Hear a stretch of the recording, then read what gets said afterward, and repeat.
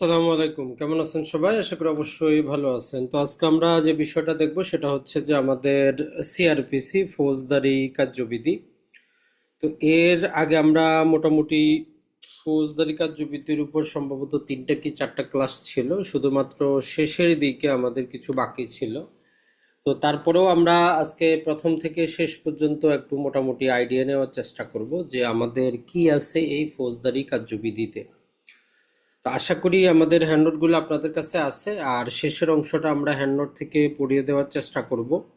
যেহেতু আমাদের পরীক্ষা নিকটবর্তী, তো আমরা ট্রাই করব যে যাতে টু দ্য পয়েন্ট, যেটা না পড়লেই না, the code of criminal procedure 1898 থেকে এটা একটু দেখার চেষ্টা করব। তো প্রথমে আমরা যেটা বলি, সরাসরি আপনি 6 নম্বর সেকশনটাকে একটু ভালো করে পড়বেন, দাগিয়ে রাখবেন। 6 নম্বর সেকশনে আমাদেরকে বলে যে বাংলাদেশে কত প্রকারের ফৌজদারি আদালত আছে, এখান থেকে যে কোনো একটা এমসিকিউ হইতে পারে। বলে যে এখানে দুই প্রকারের কি আছে, আমাদের আদালত আছে। একটা হচ্ছে আমাদের দায়রা জজ, একটা হচ্ছে ম্যাজিস্ট্রেট। তারপরে বলে যে ম্যাজিস্ট্রেট কত প্রকার, বলতেছে দুই প্রকার, বিচারিক ম্যাজিস্ট্রেট, নির্বাহী ম্যাজিস্ট্রেট। তারপর আবার বলতেছে যে বিচারিক ম্যাজিস্ট্রেট কত প্রকার, বলতেছে চার প্রকার। এই টোটাল দুই দুই চার, এই জিনিসটা 6 নম্বর থেকে মনে রাখবেন। তাহলে 6 নম্বর থেকে আমাদের মূল বিষয়টা হচ্ছে বাংলাদেশে দুই প্রকারের আদালত আছে। ম্যাজিস্ট্রেট হচ্ছে দুই প্রকার, নির্বাহী এবং এক্সিকিউটিভ। আর এই আমাদের যেই বিচারিক ম্যাজিস্ট্রেট আছে এরা আবার চার প্রকার। একটা হচ্ছে CGM, first class, second class, third class. তার মানে 6 নম্বর সেকশনটা আপনার জন্য গুরুত্বপূর্ণ সব সময়। এরপরে বাকিটা আপনার কাজের নাই। এরপরে সরাসরি 9 নম্বর। তো 9 নম্বরে অলরেডি আমরা জানি যে দায়রা আদালতে তিনজন বিচারক থাকেন, দায়রা, অতিরিক্ত দায়রা এবং যুগ্ম। তো এই তিনজনের নামটা শুধু মনে রাখলেই যথেষ্ট, এর চাইতে বেশি কিন্তু আর 9 নম্বরে নাই। তাহলে দ্য কোর্ট অফ সেশন, তো এটা হচ্ছে আমাদের 9 নম্বরটাতে। আর বাকি আমাদের 10। তো 10-এ আমাদের যেটা আছে সেটা হচ্ছে এক্সিকিউটিভ ম্যাজিস্ট্রেট, বাংলায় হচ্ছে আমাদের নির্বাহী ম্যাজিস্ট্রেট। তো নামটাই শুধু আমাদের জন্য গুরুত্বপূর্ণ যে এক্সিকিউটিভ ম্যাজিস্ট্রেট বা নির্বাহী ম্যাজিস্ট্রেট কত ধারায় আছে, এর চাইতে বেশি আমাদের জন্য কিন্তু দরকার নাই। এরপরে যদি আমরা দেখি, আমাদের জুডিশিয়াল ম্যাজিস্ট্রেটের 11 ধারাতে আছে। আর এক্ষেত্রে শুধু একটা জিনিস ব্যতিক্রম আমরা মনে রাখবো, সরকার যদি চায় যে কোনো এক্সিকিউটিভ ম্যাজিস্ট্রেটকে নির্বাহী ম্যাজিস্ট্রেটের দায়িত্বটা দিতে পারে, এইটুকু শব্দ। তাহলে 11-তে আমাদের কি আছে, জুডিশিয়াল ম্যাজিস্ট্রেট। তো সরকার যদি চায় কি করতে পারে, যেই কোনো বিচার এক্সিকিউটিভ ম্যাজিস্ট্রেটকে বিচারিক ম্যাজিস্ট্রেটের দায়িত্বটা দিতে পারে। তো 12 নম্বরে এরপরে আমরা জাস্ট এতটুকু দেখব যে স্পেশাল ম্যাজিস্ট্রেট দুই প্রকারের হইতে পারে, বিচারিকও হইতে পারে আর নির্বাহীও হইতে পারে। এটাতে আর তেমন কিছু আমাদের দরকার নাই। তাহলে এই যে কয়টা সেকশন, এই কয়টা সেকশন থেকে আপনার একটা এমসিকিউ কিন্তু থাকে নর্মালি।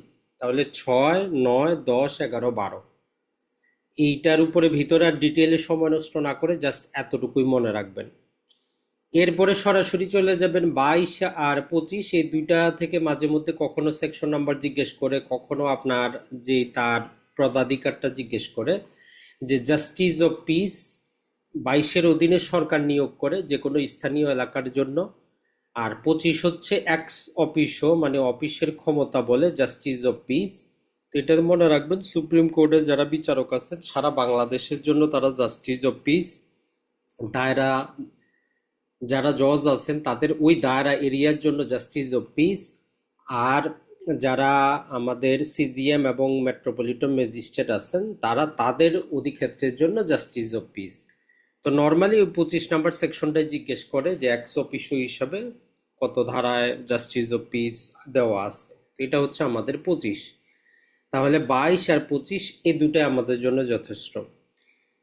এরপরে আপনি সরাসরি 29-এর বিয়ে চলে যাবেন। এখানে আমাদের এই যে জুবেনাইল মনে রাখবেন, আর জুবেনাইলের বয়সটা হচ্ছে 15 বছরের কম। তাহলে 15 বছরের কম বয়স্ক বাচ্চাকে আমরা জুবেনাইল বলতেছি। যে এদের ক্ষেত্রে যেটা হয় সেটা হচ্ছে সরকার যদি স্পেশাল কোনো ম্যাজিস্ট্রেট নিয়োগ করে তার কাছে বিচার হবে, অথবা যেটা হবে সিজিএম বা সিএমএম আদালতে এদের বিচারটা হবে, অন্য কোথাও না। আর 29-এ সি, এখানে সরকার স্পেশালি ম্যাজিস্ট্রেটদেরকে এমন ক্ষমতা দিতে পারে যে যেই অপরাধের শাস্তি মৃত্যুদণ্ড, এটা বাদ দিয়ে সকল অপরাধের বিচারটা সিজিএম অথবা সিএমএম করতে পারবে। আর যারা ফার্স্ট ক্লাস ম্যাজিস্ট্রেট আছেন এরা 10 বছরের কম শাস্তিযুক্ত অপরাধের বিচার করতে পারবে যদি সরকার তাদেরকে স্পেশাল পারমিশনটা দেয়। এরপরে 31 নম্বরে আপনি শুধু এতটুকু মনে রাখবেন যে যুগ্ম দায়রা জজ কতদিন শাস্তি দিতে পারে, তো সেটা হচ্ছে আমাদের কত, 10 বছর। আর দায়রা এবং অতিরিক্ত দায়রা যদি মৃত্যুদণ্ড দেয় হাইকোর্টের কনফার্মেশন সাপেক্ষে সেটা হবে, এতটুকুই। 32-এ আমাদের ম্যাজিস্ট্রেটদের শাস্তি প্রদানের ক্ষমতা, এটাতে আপনি ওই যে 532 মনে থাকলেই আপনার সব মনে থাকবে। অর্থাৎ তৃতীয় শ্রেণী 2 বছর আর হচ্ছে 2000 টাকা, দ্বিতীয় শ্রেণী 3 বছর, সরি এখানে উল্টা হচ্ছে আমাদের, দ্বিতীয় শ্রেণী আমাদের প্রথম শ্রেণী থেকে আমরা আসি, ফার্স্ট ক্লাস হচ্ছে আমাদের 5 বছর 5 লাখ, সেকেন্ড ক্লাস হচ্ছে 3 বছর 3 লাখ, থার্ড ক্লাস হচ্ছে 2 বছর 2 লাখ। এই হচ্ছে তাদের শাস্তি প্রদানের ক্ষমতা। তাহলে 532 মনে রাখবেন, আপনার টোটাল জিনিসটা মনে থাকবে। এরপরে 33টাতে যে জিনিসটা আলোচনা করছে সেটার মূল থিমটা হইল যে আসলে আমরা যে কোনো শাস্তির থাকে অর্থদণ্ড সাথে দেওয়া হয়। যদি কেউ অর্থদণ্ড পরিশোধ না করে তাইলে তার কতদিন শাস্তি দেওয়া যাইতে পারে, ওই অর্থদণ্ড ডিফল্ট ফাইন। তো সেটা হচ্ছে যে আসলে ম্যাজিস্ট্রেট যত শাস্তি দিতে পারে তার 4/1 একজন ম্যাজিস্ট্রেট যদি 5 বছরের শাস্তি দিতে পারে তাহলে আমরা কি করব, 5টাকে 4 দিয়ে ভাগ করে যেটা হয় সেই পর্যন্ত ম্যাক্সিমাম দিতে পারবে, এর বেশি না, মানে 1/4। এরপরে 33-এর যেটা আমাদেরকে বলতেছে যদি কোনো ম্যাজিস্ট্রেটকে 29-এ সিএ ক্ষমতা দেওয়া হয় তাহলে ওই ম্যাজিস্ট্রেট সর্বোচ্চ 7 বছর পর্যন্ত কি করতে পারবে, শাস্তি প্রদান করতে পারবে। এতটুকুই, আর আমাদের তেমনটা কিন্তু এখান থেকে দরকার নাই। এরপর যদি আমরা দেখি এই 33-এর মধ্যে আমাদের একটু প্রভাইজো যুক্ত করা আছে যে হায়ার পানিশমেন্টের ক্ষেত্রে নর্মালি এখানে যেটা বলে সেটা হচ্ছে যে ম্যাজিস্ট্রেট তার স্বাভাবিক ক্ষমতার দ্বিগুণের বেশি কি করবে না, শাস্তিটা দিবে না। স্বাভাবিক ক্ষমতা যদি 5 বছর হয় তাহলে তার দ্বিগুণ হবে কত, 10 বছর। এরপর 35টাতে হচ্ছে যে একটা বিচারের মধ্যে যদি একজন অপরাধীর একাধিক যদি কোনো প্রকার চার্জ গঠন হয় তো বিচারক এদেরকে একসাথে শাস্তি দিতে পারবে, যেমন চুরি, তারপরে চুরি করতে গিয়ে নানা প্রকার আঘাত, এইরকম একটা বিচারে যদি একাধিক তার বিরুদ্ধে অপরাধ সংগঠন করে তার শাস্তির ক্ষেত্রে সে কি করতে পারবে, শাস্তিগুলা দিতে পারবে, এখানে কোনো সমস্যা নাই। তবে এখানে মূল যে জিনিসটা হচ্ছে যে তার যে শাস্তিগুলো এগুলো একসাথে চলবে না একটার পর একটা চলবে। ধরেন যে চুরির জন্য দিল 2 বছর অথবা আঘাতের জন্য দিল 3 বছর, তাইলে টোটাল 5 বছর হওয়ার কথা। তো স্বাভাবিক নিয়ম হচ্ছে তার একটা শাস্তি ভোগের পর আরেকটা ভোগ করবে, মানে 5 বছর সে জেল থাকবে। কিন্তু বিচারক চাইলে আদেশ দিতে পারে যেটা কনকারেন্টলি চলবে, মানে একই সাথে তার 2টা শাস্তি অতিবাহিত হবে, মানে ম্যাক্সিমাম তাকে 3 বছর জেলে থাকতে হবে। তো এটা বিচারক স্পেশালি তাকে আদেশটা দিতে পারেন। আর এখানে একটা আমাদের কন্ডিশন দেওয়া আছে, যদি কোনো ট্রায়ালে এরকম একজন ব্যক্তি একাধিক অপরাধ করে আদালত হইলে ম্যাক্সিমাম 14 বছর পর্যন্তই শাস্তি দিতে পারবে, এর বেশি না। আর যদি সেটা কোনো ম্যাজিস্ট্রেট হয় ম্যাজিস্ট্রেটের তার স্বাভাবিক ক্ষমতার দ্বিগুণ পর্যন্তই দিতে পারবে, এর বেশি দিতে পারবে না। আর 35টা থেকে মাঝে মধ্যে আসে যে যতদিন কোনো আসামিকে জেল হেফাজতে অথবা পুলিশ কাস্টাডিতে থাকে তাকে যখন শাস্তি দেওয়া হয় ওই সময়টা আমরা বাদ দিব। আর যদি বাদ দেওয়ার পর দেখা যায় যে অলরেডি সে বেশি দিন জেলে ছিল তাহলে সাথে সাথে তাকে মুক্ত করে দিব, এবং কোনো যদি অর্থদণ্ড থাকে সেটা মওকুফ হয়ে যাবে।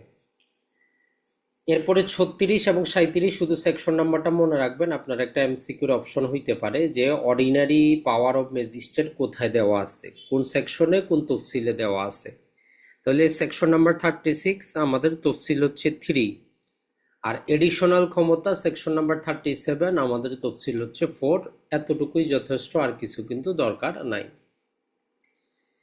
এরপরে আপনি চলে যান 46 থেকে একজন আসামিকে কিভাবে গ্রেফতার করা হবে এই শব্দটাই।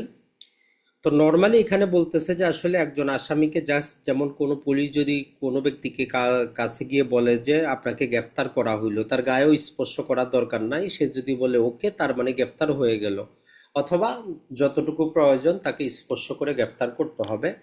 তবে এইখানে একটা আমাদের মূল জিনিস যেটা দেওয়া আছে যে এই সেকশন কখনোই পুলিশকে এই অধিকারটা দেয় নাই যে এই অপরাধের শাস্তি মৃত্যুদণ্ড বা যাবজ্জীবন ওই রকম অপরাধ ছাড়া অন্য কোনো অপরাধের ক্ষেত্রে আসামি ধরতে গিয়ে তার মৃত্যু ঘটানো যাবে না।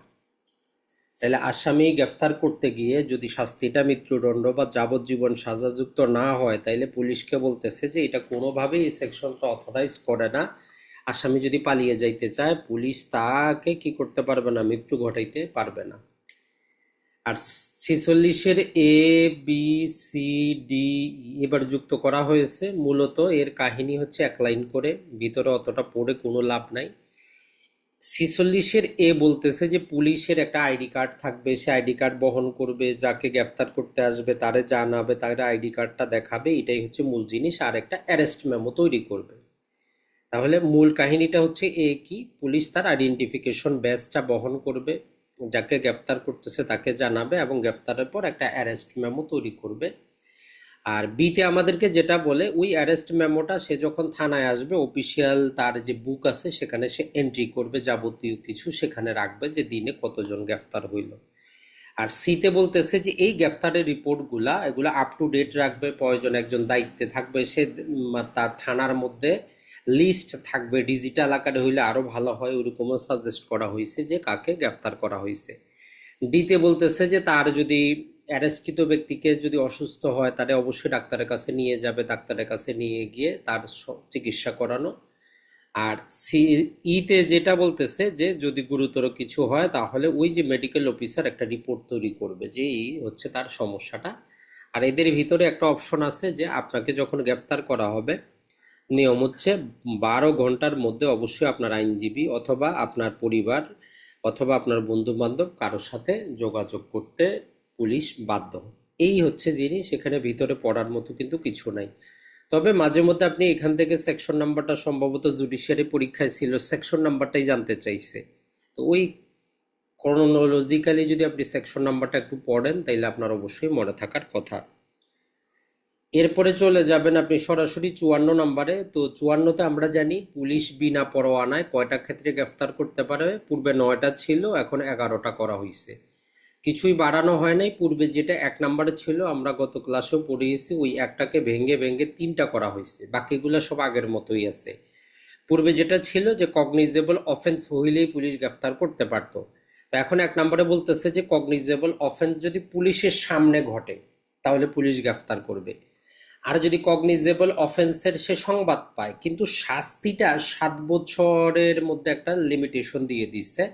যদি শাস্তিটা যদি ঠিক আছে 7 বছরের বেশি হয় অথবা 7 বছরের কম হয়, ওই রকম ক্ষেত্রে তার উপর মানে গ্রেফতার করবে কি করবে না একটা নেওয়া হয়েছে। আর সর্বশেষ এখানে আরেকটা যেটা বলছে, যদি 7 বছরের কমে হয় তখন আবার কিছু ক্রাইটেরিয়া দিয়েছে যে গ্রেফতার না করলে পালিয়ে যাবে, তদন্ত করলে কিছু পাওয়া যাবে না। তার মানে আগেরটাই মনে রাখবেন, কগনিজেবল অফেন্স পুলিশের সামনে সংবাদ পাক যেটাই হোক, তাহলে আপনার জন্য আর ভেজাল হবে না। আগে যারা মুখস্থ করছেন 9টায় মনে রাখেন, শুধু মনে রাখবেন 1 নম্বরটাকে 3টা পার্টে বিভক্ত করা হয়েছে, এইটাই, আর কিছু কিন্তু না। এরপরে 54 এ সেকশন নাম্বারটা মনে রাখবেন যে person arrest to be inform reason of arrest, ব্যক্তি যাকে গ্রেফতার করা হচ্ছে তাকে জানাইতে পুলিশ বাধ্য যে তাকে কি কারণে গ্রেফতার করানো হচ্ছে। 54 এ এটা মনে রাখবেন, মাঝে মধ্যে কোট আনকোট আপনার সেকশন নাম্বারটা এটা জানতে চাইতে পারে, যেটা কত ধারায় আছে, আসামিকে গ্রেফতার করতে তার কি কারণে গ্রেফতার করা হচ্ছে সেটা জানানো বাধ্যতামূলক। এরপরে 61তে এটা পুরাতন মনে রাখবেন যে পুলিশ 24 ঘন্টার বেশি কাউকে কি করতে পারে না, তার ডিটেইনে রাখতে পারে না ম্যাজিস্ট্রেটের অনুমতি ছাড়া, 24 আওয়ার্স। আর 63তে বলতেছে যে একবার যদি পুলিশ কাউরে গ্রেফতার করে তাহলে অবশ্যই তাকে বন্ডে অথবা বেইলে জামিন নিয়ে অথবা ম্যাজিস্ট্রেটের স্পেশাল আদেশ ছাড়া কোনো আসামিকে কি করা যাবে না, রিলিজ করা যাবে না। আর 64তে বলতেছে যে যদি কমিটি ম্যাজিস্ট্রেটের উপস্থিতিতে যদি কি হয় কোনো অপরাধ সংগঠিত হয় তাহলে ম্যাজিস্ট্রেট তারে গ্রেফতার করার আদেশ দিতে পারে। আর arrest by or in the presence of magistrate 65 বলতেছে যে ম্যাজিস্ট্রেটও কি করতে পারে, যে কোনো জায়গায় গিয়ে যে কোনো ব্যক্তিকে গ্রেফতার তার মানে যেমন আমরা অনেক সময় দেখি যে কোনো বাসায় ম্যাজিস্ট্রেট সহ গিয়ে তল্লাশি করতেছে, গ্রেফতার করতেছে, এই 65-র এই ক্ষমতা বলে। তো আমরা যতটুকু পড়ে আসলাম মূলত দুইটার মতো এমসিকিউ এতটুকু কভার করবে। এই যে 1 নাম্বার থেকে এই পর্যন্ত পড়লাম, তো এখানে অতটা জটিল কিছু নাই, তো ওইরকম হিসাবে পড়বেন। এখন চলে আসি ফৌজদারি মামলার সমনের ক্ষেত্রে। অত ডিটেলে যাওয়ার কোনো কাজ নাই, শুধু 68তে সমন আছে এতটুকু মনে রাখবেন, এর চেয়ে বেশি এখানে কোনো কাজ নাই। আর 70-এ যেটা, সেটা হচ্ছে যে যদি ওই ব্যক্তিকে না পাওয়া যায়, তাহলে সমনটা আমরা কি করব, তার পরিবারের প্রাপ্তবয়স্ক কাউকে দিলেই সমনটা জারি হয়েছে বলে ধরে নেওয়া হবে। আর এইবার তো এডিশন করা হয়েছে এটার সাথে কি, যে আপনি ইলেকট্রনিক মাধ্যমেও ওই যে হোয়াটসঅ্যাপে কল করেও সমন দিতে পারেন। এরপরে চলে যাবেন ওয়ারেন্টের ক্ষেত্রে। 75-এ মূলত মনে রাখবেন যে একটা ওয়ারেন্ট কতদিন কার্যকর থাকে। তো কথা হচ্ছে আসামি গ্রেপ্তার না হওয়া পর্যন্ত অথবা যতদিন বাতিল করা না হচ্ছে। এরপরে বাকিটা এমসিকিউ আমাদের কোনো কাজের না, সরাসরি চলে যাবেন 87, 88, 89। এই যে হুলিয়া বা প্রোক্লামেশন, এই শব্দটা মনে রাখবেন যে প্রোক্লামেশন জারি করা হয় কত ধারার অধীনে, এটা আসতে পারে 87-এ। তো এটা হচ্ছে যে আসামি যদি পলাতক থাকে তাহলে তার নাম ঠিকানা কি মামলা আছে এটা নিয়ে কি করা হয়, তার জন্য হুলিয়া জারি করা হয়। কমপক্ষে 30 দিনের সময় দেওয়া হয় যাতে 30 দিনের মধ্যে সে আত্মসমর্পণ করে। তো এইটা হচ্ছে দুইটা এমসিকিউ, প্রোক্লামেশন কত ধারায় আর কমপক্ষে কতদিন সময়। এরপরেও যদি না আসে তাইলে তার সম্পত্তি অ্যাটাচ করা হবে যে পলাতক ব্যক্তি। আর এক্ষেত্রে কিছু কন্ডিশন হচ্ছে, যে সম্পত্তিটা অ্যাটাচ করা হইল, যদি বোনাফাইড কারো সম্পত্তি অ্যাটাচ করা হয় সে 6 মাসের মধ্যে আবেদন করবে। যদি তার আবেদনটা রিজেক্ট হয় পরবর্তী 1 বছরে সে দেওয়ানি মামলা করবে। আর যেই পলাতক ব্যক্তির আশা সম্পত্তি কি করা হইলো পরবর্তীতে যদি 2 বছরের মধ্যে সে ফেরত আসে, তাহলে এই 89 ধারার অধীনে সে অ্যাপ্লিকেশন দিতে পারে। আর অ্যাপ্লিকেশন দেওয়ার ক্ষেত্রে তাকে অবশ্যই কন্ডিশন ফুলফিল করতে হবে, যে সে পলাতক ছিল না, মানে সে জানতো না, ওই জন্য সে আসতে পারে নাই, এইটা সন্তুষ্ট করাইতে হবে, তাহলে তার সম্পত্তি ফেরত পাবে, না হলে কিন্তু পাবে না। তাহলে এই 3টা সেকশন আপনার জন্য গুরুত্বপূর্ণ, সবসময় আপনি মনে রাখার চেষ্টা করবেন।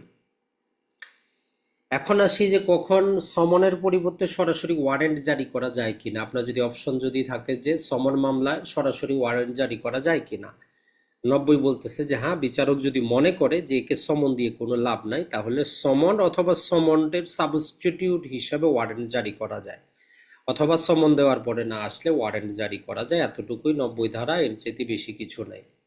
তাহলে সমন মামলায়ও ওয়ারেন্ট ইস্যু করতে পারে, এটা বিচারকের ইচ্ছার উপর নির্ভর করে, ওইটা নির্ভর করবে আসামির অবস্থার উপর। কারণ ধরেন যে 10টা হত্যা মামলার আসামি, তারা যদি আপনি একটা সমন মামলার জন্য নোটিশ করেন, সে জীবনেও আসবে না আদালতে, তো সমন পাঠায় লাভটা কি? তো এই জন্য সমনের পরিবর্তে তখন ওয়ারেন্ট ইস্যু করা হয়। এরপরে চলে যাবেন, সেটা হচ্ছে 94-এর মূল থিমটা মনে রাখবেন, যে এতক্ষণ সমন দিয়েছি আমরা ব্যক্তিকে আসার জন্য, এখন বলতেছি কোনো একটা দলিল, কোনো একটা বস্তু যদি কারো কাছে থাকে 94-এর অধীনে সমন ইস্যু করা হয়। কোনো একটা দলিল, কোনো একটা বস্তু, কোনো একটা তথ্য উপাত্ত, এটা উপস্থাপন করার জন্য 94 ব্যবহার করা হয়, এতটুকুই। 96-তে হচ্ছে যে সার্চ ওয়ারেন্ট। আমরা দেখি যে অনেক ক্ষেত্রে দেখবেন নাটক সিনেমায়ও কি করা হয়, সার্চ ওয়ারেন্ট নিয়ে আসা হয়। এই দুটার মধ্যে পার্থক্যটা বুঝবেন, এইটা অনেক কনফিউশন। একটা হচ্ছে সার্চ ওয়ারেন্ট আর একটা হচ্ছে যে সার্চ অফ হাউস, দুটা কিন্তু পৃথক জিনিস। সার্চ ওয়ারেন্টটা নর্মালি যেটা হয় সেটা হচ্ছে যে আপনার ঘরে বা কোনো জায়গায় একটা নির্দিষ্ট জিনিস কোথায় আছে বিচারকও জানে না, আদালতও জানে না, ওই জন্য অথবা তারা জানে যে এখানে থাকতে পারে, এরকমের জন্য নর্মালি বিচারিক আদালত থেকে পারমিশনটা নেয়, ম্যাজিস্ট্রেট আদালত থেকে। তো বলতে পারি যে এটা একটা জুডিশিয়ালির বিষয়। কিন্তু এই যে সার্চ অফ হাউসটা, এটা হচ্ছে নির্বাহী বিভাগের কাজ, অর্থাৎ ডিএম বা ইএম, ডিস্ট্রিক্ট ম্যাজিস্ট্রেট বা এক্সিকিউটিভ ম্যাজিস্ট্রেট যদি সংবাদ পায় আপনার বাসায় চোরাই মাল আছে, আপনার বাসায় জাল স্ট্যাম্প তৈরি হয়, জাল টাকা তৈরি হয়, আপনার কাছে জাল কয়েন তৈরি হয়, তাহলে তারা এই যে 98 ব্যবহার করে আপনার বাসা তল্লাশি করে। তাহলে 96 আর 98-এর মধ্যে এটাই হচ্ছে পার্থক্য। 96-তে আপনার কাছে কোনো তথ্য উপাত্ত কিছু পাবে, ওই জন্য আপনার বাসা তল্লাশি। আর 98-তে আমরা জিনিসগুলা ফিক্স করা আছে, জাল টাকা, জাল স্টাম্প, চোরাই মাল, এগুলা হইলে 98-তে।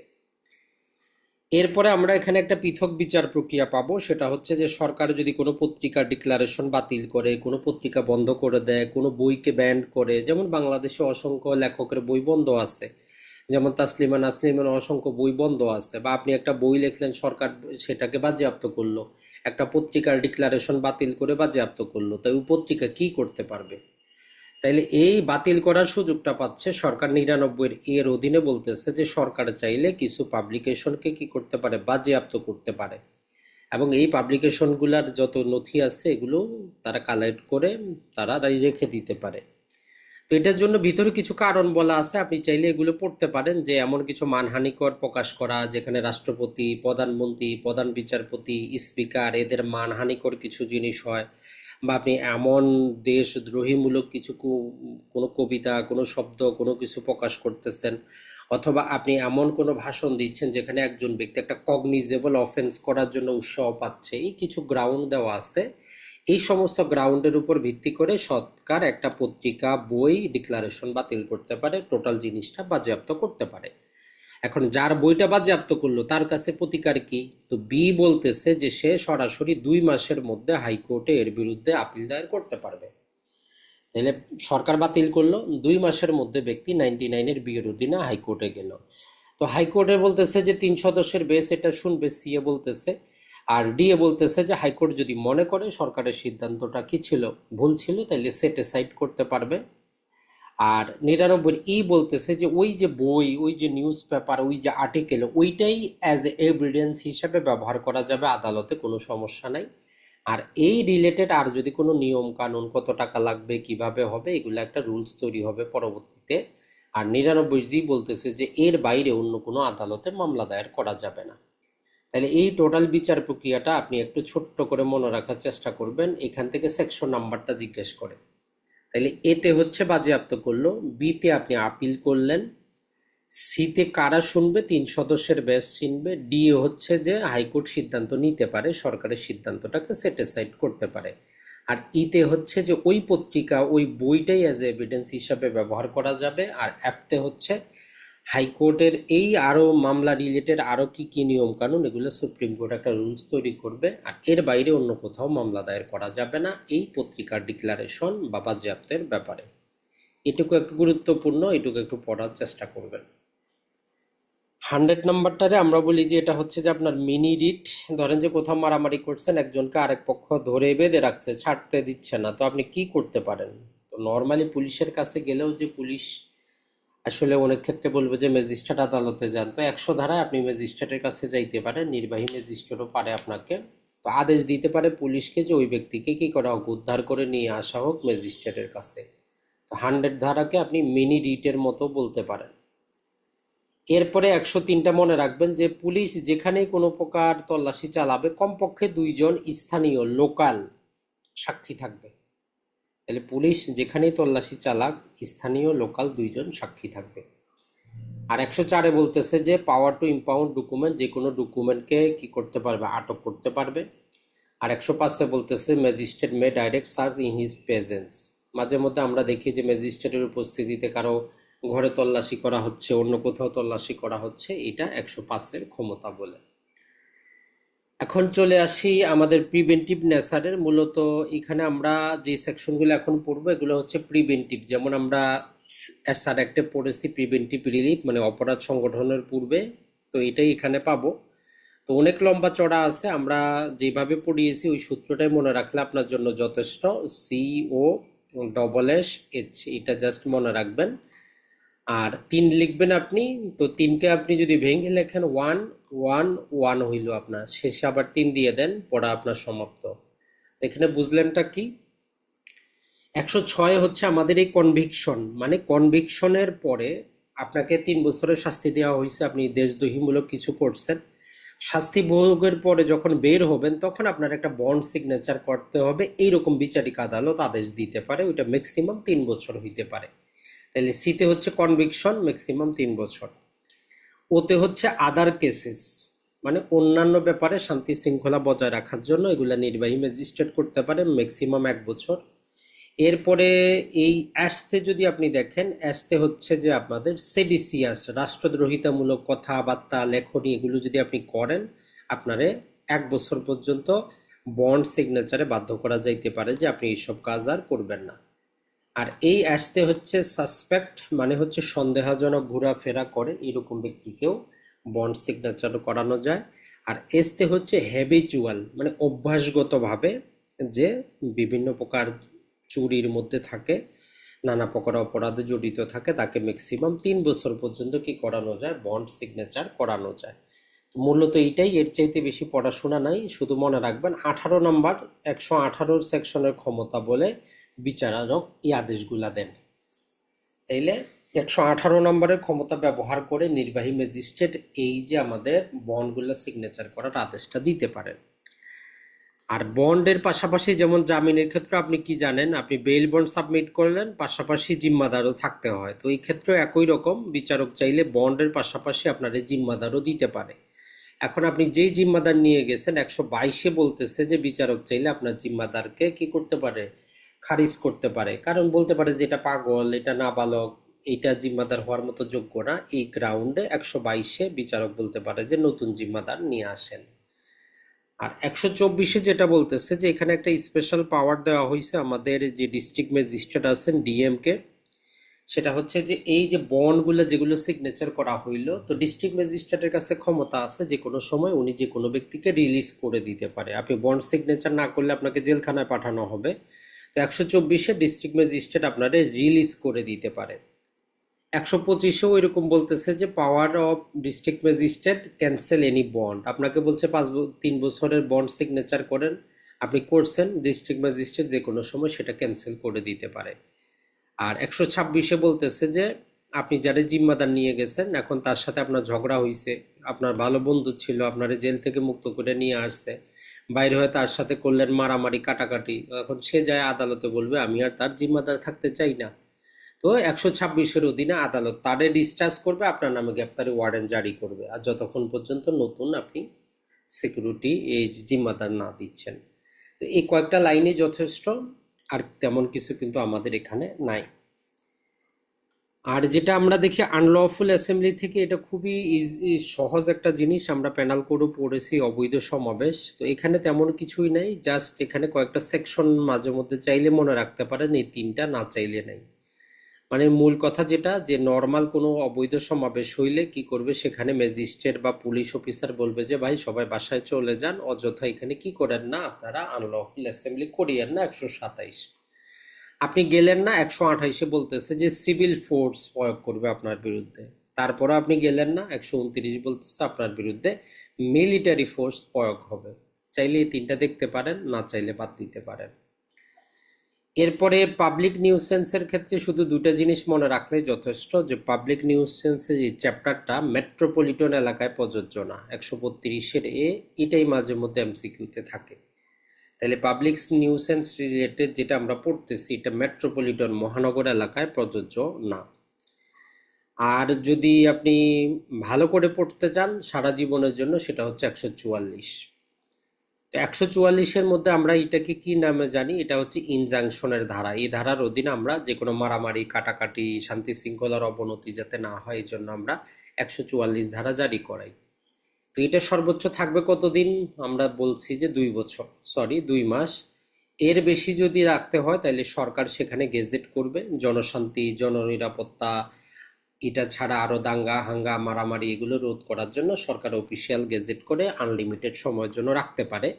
কিন্তু নির্বাহী ম্যাজিস্ট্রেট আদেশ দিলে ম্যাক্সিমাম 2 মাসই থাকবে, এর বেশি থাকবে না। তাহলে এটা সেকশন নাম্বারটা আপনার জন্য গুরুত্বপূর্ণ। আর আপনার এই যে dispute as to immovable property, 145 ধারা, আগে তো সবচেয়ে বেশি মামলা হইতো এই ধারায়, এখন এই ধারা আর মামলা হয় না, নতুন ভূমি আইনে মামলা হয় 4 ধারা এবং 5 ধারায় বেশিরভাগ মামলা চলে যায়, অথবা সম্ভবত 8 ধারা আছে নতুন ভূমি আইনেও এই রিলেটেডই সেখানে নেওয়া হয়েছে। তারপরেও এই 145 ধারায় অনেক মামলা হয়। এর মূল কাহিনীটা হচ্ছে যে ওই যে 9 ধারার মতো সুনির্দিষ্ট প্রতিকার আইনে 9 ধারা যেমন দেখেছেন, এই 9 ধারাটাই। তবে একটাই পার্থক্য হচ্ছে যে আপনার ওই সম্পত্তির বিরুদ্ধে মারামারি কাটাকাটি হবে, শান্তি শৃঙ্খলা বিনষ্ট হবে, তখনই আপনি এ ধারায় যাইতে পারবেন। তাহলে একটা মুভেবল প্রপার্টি হবে, ওই প্রপার্টিতে বিরোধ থাকবে, ওই বিরোধে শান্তি শৃঙ্খলার অবনতি হবে, হবার আশঙ্কা থাকবে, আর ম্যাজিস্ট্রেট আপনার এই কথায় সন্তুষ্ট হবে বা পুলিশ রিপোর্টে সন্তুষ্ট হবে, তবেই 145 ধারা অগ্রসর হওয়া যায়। তাহলে স্তরগুলা দেখেন যে একটা মুভেবল প্রপার্টি থাকবে, একটা বিরোধ থাকবে, বিরোধে শান্তি শৃঙ্খলা অবনতির আশঙ্কা থাকবে। এই সংবাদ ম্যাজিস্ট্রেটের কাছে যাবে, পুলিশের মাধ্যমে হোক বা আপনি মামলা করেন, ম্যাজিস্ট্রেট আপনার উপস্থিত জিনিসগুলো দেখে সন্তুষ্ট হবে, তারপরেই এ ধারায় অগ্রসর কিন্তু হবেন। এটাই মূল জিনিস, আর কিছু কিন্তু না। এখন এই ধারা মূলত আসলে করেটা কি? তো এখানে মূলত মামলা করার সময়সীমা হচ্ছে 2 মাস। ধরে আপনারে বেদখলও যদি করে দেয়, একটা সম্পত্তি থেকে আপনারে কি করছে, আপনারে জোর করে বেদখল করে দিয়েছে, তো 2 মাসের মধ্যে আপনি এ ধারায় মামলা করতে পারেন। অথবা বেদখল করার হুমকি দিচ্ছে, প্রতিদিনই আপনাদের কি হয়, রাগারাগি হয়, এ ধারা আপনি যাইতে পারেন। অথবা একটা পুলিশ রিপোর্টও সাবমিট করতে পারে যে এইরকম একটা মুভেবল প্রপার্টি নিয়ে দুই পক্ষের মধ্যে মারামারি হচ্ছে, তো ম্যাজিস্ট্রেট আপনাদের শোনা ছাড়াই উনি অগ্রসর হইতে পারেন। তো বাস্তবে বাংলাদেশে এই ধারার মামলাগুলো একদম খুবই হাস্যকর একটা জিনিস। এ ধারা মামলা করলে বিচারক উপর দিয়ে খালি 2টা লাইন লিখবে, দেখিলাম পড়িলাম, পুলিশকে রিপোর্ট সাবমিট করার আদেশ দিলাম, এটাই, আর কিছু না। এটা তারিখ, ভিতরে কি আছে তার দেখার কোনো বিষয় না। তো পুলিশ তখন কি করে, ওই ঘটনাস্থলে যায়, দুই পক্ষরে বলে যে ওই দিন আদালতে যাবেন, আর ওই সম্পত্তিতে প্রবেশ করবেন না, যার যেটা বলার আছে সেখানে গিয়ে বলবেন। তো এইটাই হচ্ছে 145 ধারার বাংলাদেশের অবস্থা। তো এখানে মূলত দেখার বিষয় হচ্ছে যে আসলে দখলে কে ছিল, ওই সুনির্দিষ্ট প্রতিকার আইনে 9 ধারা, আর কিছু না। মালিককে এইখানে দেখার বিষয় না। যিনি দখলে ছিলেন উনি শান্তিপূর্ণভাবে, যদি সেখান থেকে কেউ যদি তাকে অবৈধভাবে বেদখল করে, তাইলে ম্যাজিস্ট্রেট 145 ধারা তারাও আবার তাকে সেখানে পুনরুদ্ধার করে দিতে পারবে। এখন যেটা হচ্ছে, ম্যাজিস্ট্রেট যদি সেক্ষেত্রে ধরেন যে নানা প্রকার কারণবশত সে যদি জানতেই না পারে আসলে কে ছিল ডিসপিউট কিউ প্রপার্টিটাতে, প্রকৃতপক্ষে কে দখলে ছিল, পুলিশ রিপোর্ট বলেন দুই পক্ষের কথাতে ম্যাজিস্ট্রেট ক্লিয়ার হইতে পারতেছেন না, তো উনি করবেনটা কি? তাহলে উনি সম্পত্তি অ্যাটাচ করবেন, পক্ষদের বলবেন যে আপনারা দেওয়ানি আদালতে যান, গিয়ে মালিকানা ডিসপিউটটা ঠিক করেন, আর এর মধ্যবর্তী সময় রিসিভার নিয়োগ করে দিবেন সিপিসির 40 অনুযায়ী, আর তখন দেওয়ানি আদালত দেখবে বাকিটা, আর কিছুই না। তাহলে 146 দ্বারা হচ্ছে, যদি ম্যাজিস্ট্রেট আইডেন্টিফাই করতে না পারে কে দখলে ছিল, তাইলে সম্পত্তি অ্যাটাচ করবে, রিসিভার নিয়োগ করবে, উভয় পক্ষকে দেওয়ানি আদালতে মালিকানা কার সেটার জন্য পাঠিয়ে দিবেন, আর কিছু উনি করবেন না, বাকি বিষয়টা দেওয়ানি আদালত দেখবে। 147-এ ইজমেন্টারি রাইটের যদি বিরোধ ঘটে, আমরা তামাদি আইনের 26 এবং 27 দ্বারা যেগুলো পড়লাম, এখন ধরেন যে আপনার পথ চলার অধিকার ছিল, এখন আরেকজন আপনারা চলতে দিচ্ছেন, আপনি করবেন কি? তো এক্ষেত্রেও আপনি যাইতে পারেন তাৎক্ষণিক, যদি শান্তি শৃঙ্খলা অবনতির আশঙ্কা থাকে। তবে এখানে 2টা কন্ডিশন আছে। ধরেন যে আপনি প্রতিদিন এই পথটা চলেন, তাইলে গত 3 মাসে যদি এই পথের চলাচল না করেন আর এখন যদি বাধা দেয়, তাইলে এই দ্বারা যাওয়া যাবে না। অথবা যদি যেমন আমের মৌসুমে আপনি আম খান, গতবার আপনি আম সে বাগান থেকে আম নেন নাই, এবার গেছেন ব্যক্তি আপনারে দিচ্ছে না, এ দ্বারা যাইতে পারবেন না। তাইলে যেটা বছর বছর বা বিষয় উপলক্ষে হয়, সেটা যদি গতবার ব্যবহার না করেন, এইবার বাধা দিলে যাওয়ার কোনো সুযোগ নাই। আর যেটা প্রতিদিন ব্যবহার করেন, গত 3 মাসে ব্যবহার না করলে এই ধারা যাওয়ার কোনো সুযোগ নেই। আর 148-এ বলে যে আপনি এ ধারা আবেদন করতে পারেন, ম্যাজিস্ট্রেট লোকাল ইনকোয়ারি করতে পারে, বাস্তবে মাঠে এসে দেখতে পারে বিরোধীয় বিষয়টা। তো এইটা আমাদের জন্য একটু গুরুত্বপূর্ণ, এটা একটু দেখার চেষ্টা করবেন। 144, 145, 146, 47, 48 প্রতিটা সেকশনে কিন্তু গুরুত্বপূর্ণ। তো এই জন্য বেশি না পড়ে কম পড়বেন, মূল জিনিসটা পড়বেন।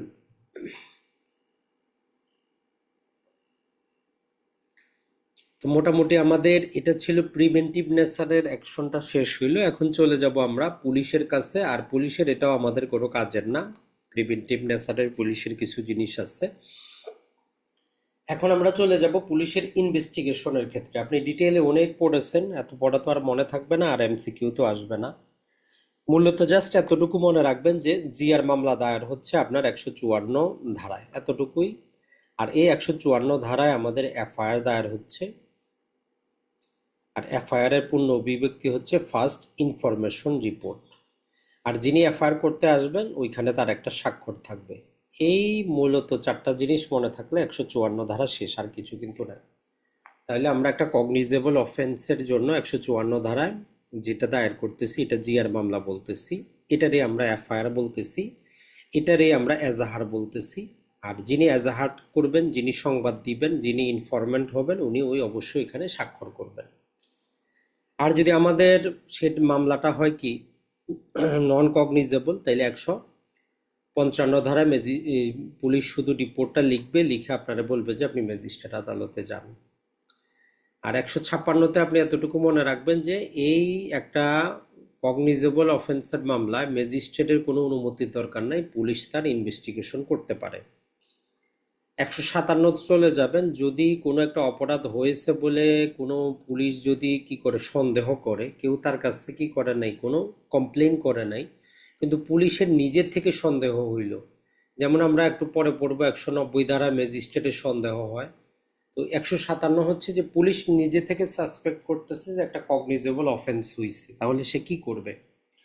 এটা হচ্ছে যে ইমিডিয়েট একটা রিপোর্ট তৈরি করে ম্যাজিস্ট্রেটকে জানাবে যে এইরকম একটা কগনিজেবল অফেন্সের আমি আশঙ্কা করতেছি। তো এই 4টাই সেকশন আমাদের কাজের, আর কিছু না। ভিতরে আপনার অতটা যাওয়ার দরকার নেই। 154, 55, 56 এবং 57।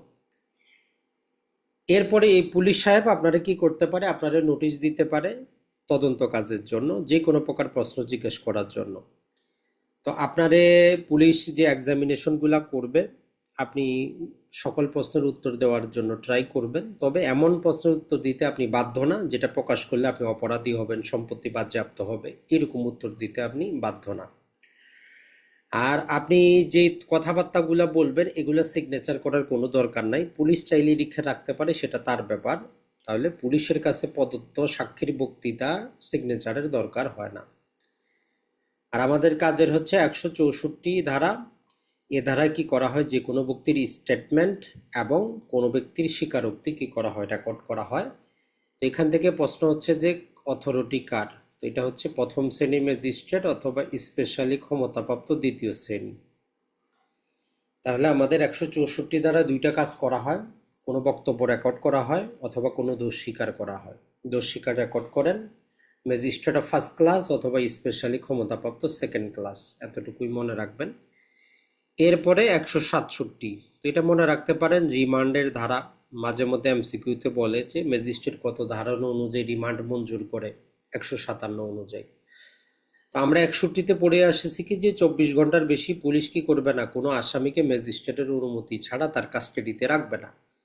তো এই 167 বলতেছে যে যখন 24 ঘন্টার মধ্যে তদন্ত কাজ শেষ করা সম্ভব হইল না, তখন ম্যাজিস্ট্রেটের কাছে নিয়ে আসলে পুলিশ যদি তার রিমান্ড চায়, ম্যাজিস্ট্রেট ম্যাক্সিমাম 15 দিন পর্যন্ত কি করতে পারে, মঞ্জুর করতে পারে পুলিশি রিমান্ড। কারা মঞ্জুর করতে পারে, ওই একই magistrate of first class, specially ক্ষমতাপ্রাপ্ত সেকেন্ড ক্লাস, থার্ড ক্লাস পারবে না। তো এইখানে আমরা যতগুলাই পড়বো সবগুলাই ম্যাজিস্ট্রেট অফ ফার্স্ট ক্লাস অথবা স্পেশালি ক্ষমতাপ্রাপ্ত সেকেন্ড ক্লাস কিন্তু আপনি পাবেন। আর এইবার এই যে শোন অ্যারেস্ট বলে একটা কনসেপ্টটা হয়েছে, মানে আসামি ধরেন যে একটা মামলা গ্রেফতার আছে, জামিন হয়েছে, জামিন করাইতে গেছেন, জেলখানা যায় দেখেন যে পুলিশ আবার তারে শোন অ্যারেস্ট করাইছে অন্য মামলায়।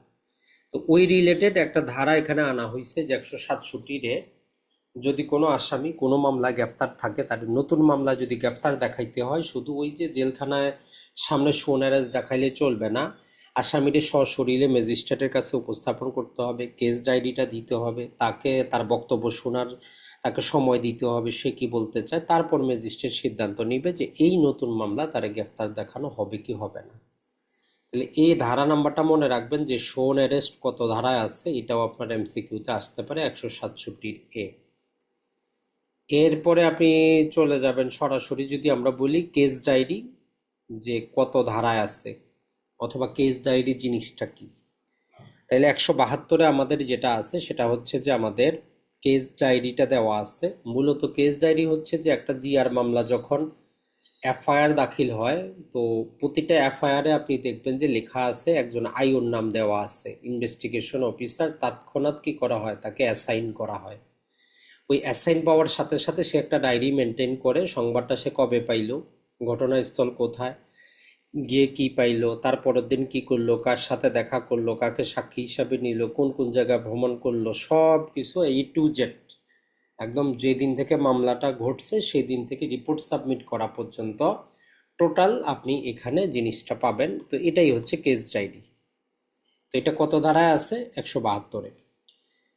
এখন 173-এ যেটা আমাদেরকে বলতেছে যে তদন্ত রিপোর্টটা কতদিনে সাবমিট করবে, তো এখানে একটা শব্দ ব্যবহার করা হয়েছে যে আসলে অনতি বিলম্বে, কোনো অযথা দেরি করবে না, তদন্ত রিপোর্ট সাবমিট করে দিবে।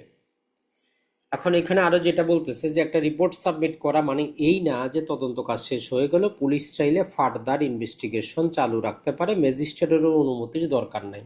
তো এরকম আপনার এমসিকিউ আসতে পারে যে রিপোর্ট সাবমিট করার পরে ম্যাজিস্ট্রেটের অনুমতি ছাড়া পুলিশ তদন্ত কার্য কন্টিনিউ করতে পারে কিনা। তো কথা হচ্ছে যে কারণ এটা কগনিজেবল মামলা ছিল, ম্যাজিস্ট্রেটের উপর নির্ভর করে না, পুলিশ তার ফার্দার ইনভেস্টিগেশন জারি রাখতে পারে। এরপরে 173-এর আনা হয়েছে এইবারই। তো এইটাও মাঝে মধ্যে আপনার সেকশন নাম্বারটা মনে রাখবেন, এটা গুরুত্বপূর্ণ। এটাতে IIR, ছোট শব্দ মনে রাখবেন, IIR মানে ইন্টিরাম ইনভেস্টিগেশন রিপোর্ট কত ধারায় আছে। তাহলে এটা হচ্ছে 173-এর মূল কাহিনীটা কি? মূল কাহিনীটা এতদিন যেটা ছিল, কারো বিরুদ্ধে মামলা হইলে আপনি দোষী হইলেন না নির্দোষ হইলেও দেখার বিষয় না, যেহেতু মামলা আপনার হইছে, যতদিন চার্জশিট সাবমিট না হচ্ছে বা ফাইনাল রিপোর্ট না আসতেছে, আপনার ওই মামলা থেকে কি করা যাইতো না, কোনোভাবে অব্যাহতি দেওয়ার আইনগত সুযোগ ছিল না। তো এখন এখানে আনে বলতেছে যে মামলা তো হইছে, হোক, কোনো সমস্যা নেই, যদি তদন্তে দেখা যায় যে আসলে তার বিরুদ্ধে কোনো প্রকার এভিডেন্স পাওয়া যাচ্ছে না, অন্য আসামিদের বিরুদ্ধে আরো সময় লাগবে, তখন এই ব্যক্তি কি করতে পারে, এই যে 173-এর এর অধীনে সে অ্যাপ্লিকেশন দিয়ে অব্যাহতি পাইতে পারে, ডিসচার্জ পাইতে পারে। মানে ম্যাজিস্ট্রেট এ ধারার অধীনে তদন্তকালীন সময়েও যে কোনো অভিযুক্তকে ডিসচার্জ করতে পারে। এটাই হচ্ছে 173-এর আর 173-এর যেটা বলে, তো এইখানে পুলিশের উপর কি করা হয়েছে যে তদন্ত কাজটা তারা কত দিনে শেষ করবে। আর আমরা এখানে একটা সময়সীমা ছিল সম্ভবত 167-তে, পুলিশের উপর 120 দিনের একটা বাধ্যবাধকতা ছিল যে 120 দিনের মধ্যে তদন্তটা শেষ করবে, না শেষ করতে পারলে আসামি জামিন পাওয়ার অধিকারী হয়। তো এইরকম একটা 120 দিন ছিল, এটা মনে রাখবেন। আর এইখানে 60 কর্মদিবস নিয়ে আসা হয়েছে, যে একটা তদন্ত 60 কর্মদিবসে পুলিশ শেষ করবে। এটা হচ্ছে মূল জিনিস, এই সময়টা মনে রাখবেন, আর কিছু দরকার নেই। তাহলে 173-এ রিপোর্ট সাবমিট করা, 73-এর অন্তর্বর্তী যে তদন্ত রিপোর্ট, আর 73-এর হচ্ছে 60 কর্মদিবসে তদন্তটা শেষ করবে। আর 174-এ ওই যে ইউডি কেস মনে রাখবেন, আনন্যাচারাল ডেথ। ইউডি মানে হচ্ছে আনন্যাচারাল ডেথ, সম্ভবত গতবার ছিল, লিখিত পরীক্ষায় ছিল। তো নর্মালি কেউ যদি আত্মহত্যা করে, কাউকে যদি বাঘে খেয়ে ফেলে, কোনো অ্যাক্সিডেন্টে মারা যায়, তো এই জিনিসগুলারে আমরা বলতেছি যে আনন্যাচারাল ডেথ। তো এইটার জন্য যেটা করতে হয়, একটা ইনকোয়েস্ট রিপোর্ট তৈরি করতে হয়, বাংলা আমরা বলি যে সুরতহাল রিপোর্ট। তো এটার ক্ষেত্রে মনে রাখবেন, যদি কখনো পুলিশ সংবাদ পায় যে এইরকম একটা ইউডি ঘটছে, মানে আনন্যাচারাল ডেথ ঘটছে, কেউ আত্মহত্যা করছে, বাঘে খাইছে, পশু পাখি খাইছে, অথবা অ্যাক্সিডেন্ট হয়েছে, মেশিনারির মধ্যে মারা গেছে, অথবা তার মৃত্যু নিয়ে সন্দেহ আছে, তখন ইমিডিয়েটলি সে এক্সিকিউটিভ ম্যাজিস্ট্রেটকে ইনফর্ম করবে। ইনফর্ম করে সে ঘটনাস্থলে এসে কি করবে, ওই ঘটনাটার একটা সে ময়না করবে, যে লাশটা কিভাবে পড়ে আছে, আত্মহত্যা করলে ঝুলে আছে না কি আছে, মানে উপস্থিত ঘটনার উপর ভিত্তি করে সে একটা রিপোর্ট তৈরি করবে। সেটাকে আমরা বলতেছি যে সে ময়না তদন্ত করবে। আর রিপোর্ট যেটা তৈরি করবে, ওই রিপোর্টের নাম হচ্ছে ইনকোয়েস্ট রিপোর্ট। তাহলে 174-এর অধীনে পুলিশ ইনকোয়েস্ট রিপোর্ট তৈরি করে, তৈরি করার পর সে ডিস্ট্রিক্ট ম্যাজিস্ট্রেট বরাবর পাঠিয়ে দেয়। তো এটা হচ্ছে মূল নিয়ম। আর ইনকোয়েস্ট রিপোর্টের ক্ষেত্রে তাহলে আমরা যদি এমসিকিউতে আসে যে ইনকোয়েস্ট রিপোর্ট তৈরি করার পাওয়ারটা কার, অথরিটি কার, এটা হচ্ছে ডিস্ট্রিক্ট ম্যাজিস্ট্রেটের। আর যখন কোনো ব্যক্তি পুলিশ হেফাজতে মারা যায়, তখন 176 বলতেছে যে ম্যাজিস্ট্রেট কি করবে, তখন নিজেই ইনকোয়েস্টটা করবে, কারণ পুলিশ হেফাজতে মারা গেছে, অতএব ম্যাজিস্ট্রেট গিয়ে দেখবে ঘটনাটা কিভাবে ঘটছে। অথবা ইন এডিশন হিসেবে 174-এ যেগুলো পুলিশ করছিল, চাইলে ম্যাজিস্ট্রেটও করতে পারে। আর কোনো ব্যক্তিকে যদি দাফন করা হয়, যেমন ধরেন যে একজন আপনার বাসার আশেপাশে গ্রামে একজন সুইসাইড করছে, আপনারা তারে কি করছেন, আপনারা কবর দিয়ে ফেলছেন। তো এই ক্ষেত্রে নির্বাহী ম্যাজিস্ট্রেট বা ডিস্ট্রিক্ট ম্যাজিস্ট্রেটের ক্ষমতা আছে কবর থেকে লাশটা উত্তোলন করে তার মৃত্যুর কারণটা কি এটা জানা। আর কোনো মামলায় বিচারিক আদালত যে আদেশটা দেয় সেটা ভিন্ন জিনিস, তারপরও নির্বাহী ম্যাজিস্ট্রেট কিন্তু থাকে। তাহলে দিন শেষে কথা হচ্ছে কবর থেকে লাশ উত্তোলনের ক্ষমতা হচ্ছে নির্বাহী ম্যাজিস্ট্রেট বা ডিস্ট্রিক্ট ম্যাজিস্ট্রেট, দুটো একই জিনিস এদের। এই জিনিসটা একটু মনে রাখবেন যে কবর থেকে লাশ উত্তোলন সংক্রান্ত ধারা হচ্ছে 176, ক্ষমতা হচ্ছে ডিস্ট্রিক্ট ম্যাজিস্ট্রেটের, অথবা ডিস্ট্রিক্ট ম্যাজিস্ট্রেট যখন কোনো এক্সিকিউটিভ ম্যাজিস্ট্রেটকে দায়িত্ব দেয়। এখন চলে আসি আমরা মামলা দায়ের। তো মামলা দায়েরের ক্ষেত্রে নর্মালি আপনার অতটা জটিল কিছু নাই, পড়ারও কিছু নাই। এখান থেকে এইবার প্রশ্ন আসার সম্ভাবনা খুবই কম, তারপরে ওয়ান লাইনার হিসেবে আপনি পড়লে পড়তে পারেন যে বিষয়বস্তু যেখানে মামলা সেখানে, সরকার যেখানে চায় সেখানে হইতে পারে, তো এরকম আপনি বলতে পারেন। আর জার্নিটা তো গতবার আসছে, এবার আসবেই না। যাত্রাপথে যদি আপনার কি হয়, কোনো অপরাধ সংঘটিত হয়, তাহলে অপরাধটা যে কোনো জায়গায় বিচার করা যাবে, যেখান থেকে যাত্রা শুরু হয়েছে, যত দূর গেছে, যখন শেষ হয়েছে। তো ওইটা, এই চ্যাপ্টারটা আমাদের জন্য এবার গুরুত্বপূর্ণ না। তো আমাদের জন্য গুরুত্বপূর্ণ হচ্ছে 190। মূলত এখানে তিনটা কথা বলে যে একজন ম্যাজিস্ট্রেট মামলা যে আমলে নেবেন, তারা তিনভাবে মামলা আমলে নিতে পারেন। একটা হচ্ছে পুলিশ রিপোর্ট, একটা হচ্ছে নালিশ, আর একটা হচ্ছে তার নিজের পার্সোনাল সন্দেহ অথবা জ্ঞান। তাইলে একজন ম্যাজিস্ট্রেট কয়ভাবে মামলা আমলে নেন? তিনভাবে। এটা একটা এমসিকিউ। এখন কারা কগনিজেন্সে নিতে পারেন? তো দেখেন যে কোনো ঝামেলা ছাড়া এটা মনে রাখবেন যে সেকেন্ড ক্লাস আর থার্ড ক্লাস ছাড়া বাকি সব ম্যাজিস্ট্রেটই মামলা আমলে নিতে পারেন। তাহলে সেকেন্ড ক্লাস আর থার্ড ক্লাস ছাড়া বাকি সকল ম্যাজিস্ট্রেট অর্ডিনারি ক্ষমতায় সকল মামলা আমলে নিতে পারেন। এই দুইজনের জন্যই আরো দুইটা চারটা নিয়ম, ঝামেলা যত গন্ডগোল হয়েছে এই সেকেন্ড ক্লাস আর থার্ড ক্লাস। এখন এই সেকেন্ড ক্লাস আর থার্ড ক্লাসের ক্ষেত্রে বলতেছে যে সরকার যদি তারে কি করে, স্পেশালি যদি হাইকোর্টের সাথে আলোচনা করে যদি ক্ষমতা দেয়, তাহলে চিফ জুডিশিয়াল ম্যাজিস্ট্রেট এই উপরের দুইটা আমলে নেওয়ার ক্ষমতা দিতে পারে। কোনটা? পুলিশ রিপোর্ট আর হচ্ছে নালিশ। আর যেটা নিজের জ্ঞান থেকে, এটা এটা থার্ড ক্লাস ম্যাজিস্ট্রেট কোনো দিনই পারবে না। আর সেকেন্ড ক্লাস ম্যাজিস্ট্রেট সেটা পারবে যদি সরকার স্পেশালি তার ক্ষমতাটা দেয়। মানে তিনটা প্যাচ লাগানো আছে। তাই জন্য প্রথমটা আপনি মনে রাখবেন যে সেকেন্ড ক্লাস আর থার্ড ক্লাস বাদ, তাহলে প্রতিটা ম্যাজিস্ট্রেট সকল মামলা আমলে নিতে পারে। একটা আপনার ক্লিয়ার হইল। তাহলে এই সেকেন্ড ক্লাস আর থার্ড ক্লাসের ক্ষেত্রে কি হবে? তো সেকেন্ড ক্লাস আর থার্ড ক্লাস একত্রে বলতেছে যে সরকার হাইকোর্টের সাথে আলোচনা করে যদি তাদেরকে ক্ষমতা দেয়, তাহলে চিফ জুডিশিয়াল ম্যাজিস্ট্রেট বলতে পারে যে ঠিক আছে, আপনি কি করেন, এই যে পুলিশ রিপোর্টটা আমলে নেন আর নালিশি মামলাটা আমলে নেন। তো দুইজনে গেল। এখন আসি নিজে থেকে নিজে যে আমলে নিচ্ছিল ম্যাজিস্ট্রেটরা, তো বলতেছে যে থার্ড ক্লাস ম্যাজিস্ট্রেট কোনো দিনে পারবে না, সেকেন্ড ক্লাস পারবে যদি সরকার তার স্পেশালি ক্ষমতা দেয়। তো এই তিনভাবে একটু পড়বেন, তাইলে আপনার জন্য যথেষ্ট। আর 193 বলতেছে যে দায়রা আদালত কোনো দিনই সরাসরি কোনো মামলা কগনিজেন্সে নিবে না। যেই মামলা ম্যাজিস্ট্রেটরা তার কাছে ট্রান্সফার করেছে শুধু সেটাই উনি কগনিজেন্সে নেবেন। তাহলে দায়রা আদালতে স্বাভাবিকভাবে কোনো মামলা দায়ের করা যায় না। যদি কোনো আইনে পৃথকভাবে প্রকাশ্য কিছু বলা থাকে সেটা ভিন্ন কথা। স্বাভাবিকভাবে প্রতিটা মামলায় আমাদেরকে আমলি আদালত, মানে যেই ম্যাজিস্ট্রেটরা মামলা কগনিজেন্সে নিতে পারেন তাদের কাছে দায়ের করতে হয়। তো এইটা হচ্ছে 193।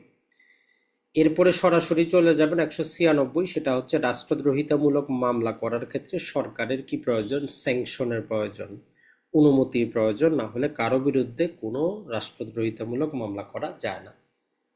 পাবলিক সার্ভেন্টের বিরুদ্ধে যদি আমরা মামলা করতে হয়, এই ক্ষেত্রেও সরকারের অনুমতির প্রয়োজন, না হলে কোনো মামলা আমলে নেওয়া যাবে না। এরপরে 200 থেকে নিয়ে 205 পর্যন্ত প্রতিটা সেকশনে পড়তে হবে, এখানে বাদ দেওয়ার কোনো সুযোগ নেই। তো 200 নাম্বার ধারায় মনে রাখবেন যে আপনি আদালতে মামলা দায়ের করেন, মানে কমপ্লেইন সাবমিট করেন, বা বাংলা আমরা বলি যে নালিশ দায়ের করেন। আর এই ধারায় কি হয় বিস্তারিত আমাদের কিন্তু ক্লাস আছে, দেখবেন যে আপনি আদালতে যান, লিখিত অথবা মৌখিকভাবে যা কিছু বলেন আদালত আপনাদেরকে এক্সামিন করার পরে সে চাইলে মামলা আমলে নিতে পারে, অথবা যদি 201 যদি বলে যে আপনি, তার কাছে যদি ক্ষমতা না থাকে, সে আপনারা পাঠাই দিবে যে ওই আদালতে যান। এরপরে 202 বলতে পারে যে আপনি যে কমপ্লেনটা করছেন সে গ্রহণ করার আগে বলতে পারে যে আমি একটা ইনভেস্টিগেশন বা ইনকোয়ারি করে দেখি, মানে সমন বা ওয়ারেন্ট পাঠানোর পূর্বে সে চিন্তা করতে পারে যে আমি একটু ইনকোয়ারি করি বা একটু ইনভেস্টিগেশন করাই পুলিশের মাধ্যমে, আসলে মামলার মধ্যে কোনো আপনার গ্রাউন্ড আছে কিনা। আর সর্বশেষ উনি যদি দেখেন যে না কোনো কিছু নেই, 203 ধারায় উনি ডিসমিস করে দিবেন। তাহলে আমরা এইভাবে মনে রাখতে পারি 200 ধারা দায়ের করি, 203-এ ডিসমিস করে দেন। তাহলে 200 ধারা আপনি আবেদন করলেন আর 203-এ উনি মামলাটা খারিজ করে দিল। তো খারিজের বিরুদ্ধে প্রতিকার কি? আপনি রিভিশন দায়ের করবেন। এরপরে ধরলাম যে ম্যাজিস্ট্রেট সন্তুষ্ট হইল, তথ্য উপাত্ত পাওয়া গেল, তাইলে সমন অথবা ওয়ারেন্ট জারি হবে। তো এই জন্য বলে যে ইস্যু অফ প্রসেস হওয়া, মানে পরোয়ানা জারি হইল। সমন মামলা হইলে সমন, ওয়ারেন্ট মামলা হইলে ওয়ারেন্ট হবে। এরপরে 205-এ বলতেছে ম্যাজিস্ট্রেট চাইলে ব্যক্তিগত হাজিরা থেকে কোনো ব্যক্তিকে অব্যাহতি দিতে পারে, বলতে পারে আইনজীবীর মাধ্যমে আসলেই চলবে।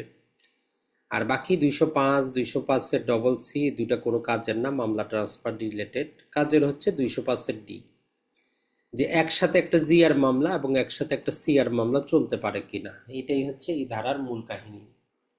ধরেন যে একটা হত্যাকাণ্ড সংগঠিত হয়েছে, তো সংগঠিত হওয়ার পরে আপনি সরাসরি গেছেন আদালতে গিয়ে মামলা দায়ের করছেন, আর পুলিশও যেভাবে হোক সংবাদ পেয়ে একটা জিআর মামলা দায়ের করছে। তো এখন আপনার এই মামলাটা যখন আদালতে চলতেছে, যখনই আদালত জানতে পারবে যে এই একই বিষয়ে একটা পুলিশি জিআর মামলার তদন্ত চলতেছে, তাহলে এই মামলাটা স্থগিত করবে, পুলিশকে বলবে যে আপনি রিপোর্ট সাবমিট করেন। তো রিপোর্ট সাবমিটের পরে যদি দেখা যায় অপরাধের অস্তিত্ব আছে, তাইলে দুইটা মামলায় কি হয়ে যাবে, আমরা কম্বাইন করে নিব, ক্লিপ করে নিব, ধরে নেওয়া হবে যে এই মামলাটা একটা পুলিশি রিপোর্টের মাধ্যমে সাবমিট হয়েছে, এটা আর কোনো নালিশি মামলা না। এই রকম ভাবে মামলা কন্টিনিউ করবে। আর যদি দেখা যায় যে না পুলিশ রিপোর্টে অপরাধের অস্তিত্ব নাই, তাহলে যেই মামলাটা স্থগিত করছিল এটা কন্টিনিউ করবে, নালিশি মামলাটা চলমান থাকবে। তো এইটা হচ্ছে নিয়ম 205-এর ডি। এরপরে আমরা চলে যাই চার্জের ক্ষেত্রে। আপনি সরাসরি পড়বেন 225, যে ছোটখাটো যদি ভুল হয় যার কারণে আসামি কোনো বিভ্রান্ত না হয়, তাইলে চার্জের ছোটখাটো ভুল হইলে ওই ভুলটা কোনো সমস্যা নেই। আর 227, চার্জ রায় ঘোষণার পূর্ব পর্যন্ত যেই কোনো সময় আপনার আসামির বিরুদ্ধে যে অভিযোগ সেটা পরিবর্তন করা যায় এবং নতুন অভিযোগ যুক্ত করা যায়। আর 232 যে কথাটা বলে, যদি গুরুতর কোনো প্রকার ভুল ভ্রান্তি হয়, ম্যাটেরিয়ালগত কোনো ইরো হয়, যার কারণে আসামি তার ডিফেন্স নিতে পারে নাই, সে বিভ্রান্ত হইছে, তখন আপিল বা রিভিশন আদালত কর্তৃক কি হইতে পারে, আপনার যে জাজমেন্ট ছিল সেটা কোয়াশ হইতে পারে, রিভার্স হইতে পারে, অথবা বহাল থাকতে পারে। তো এটা হচ্ছে 232।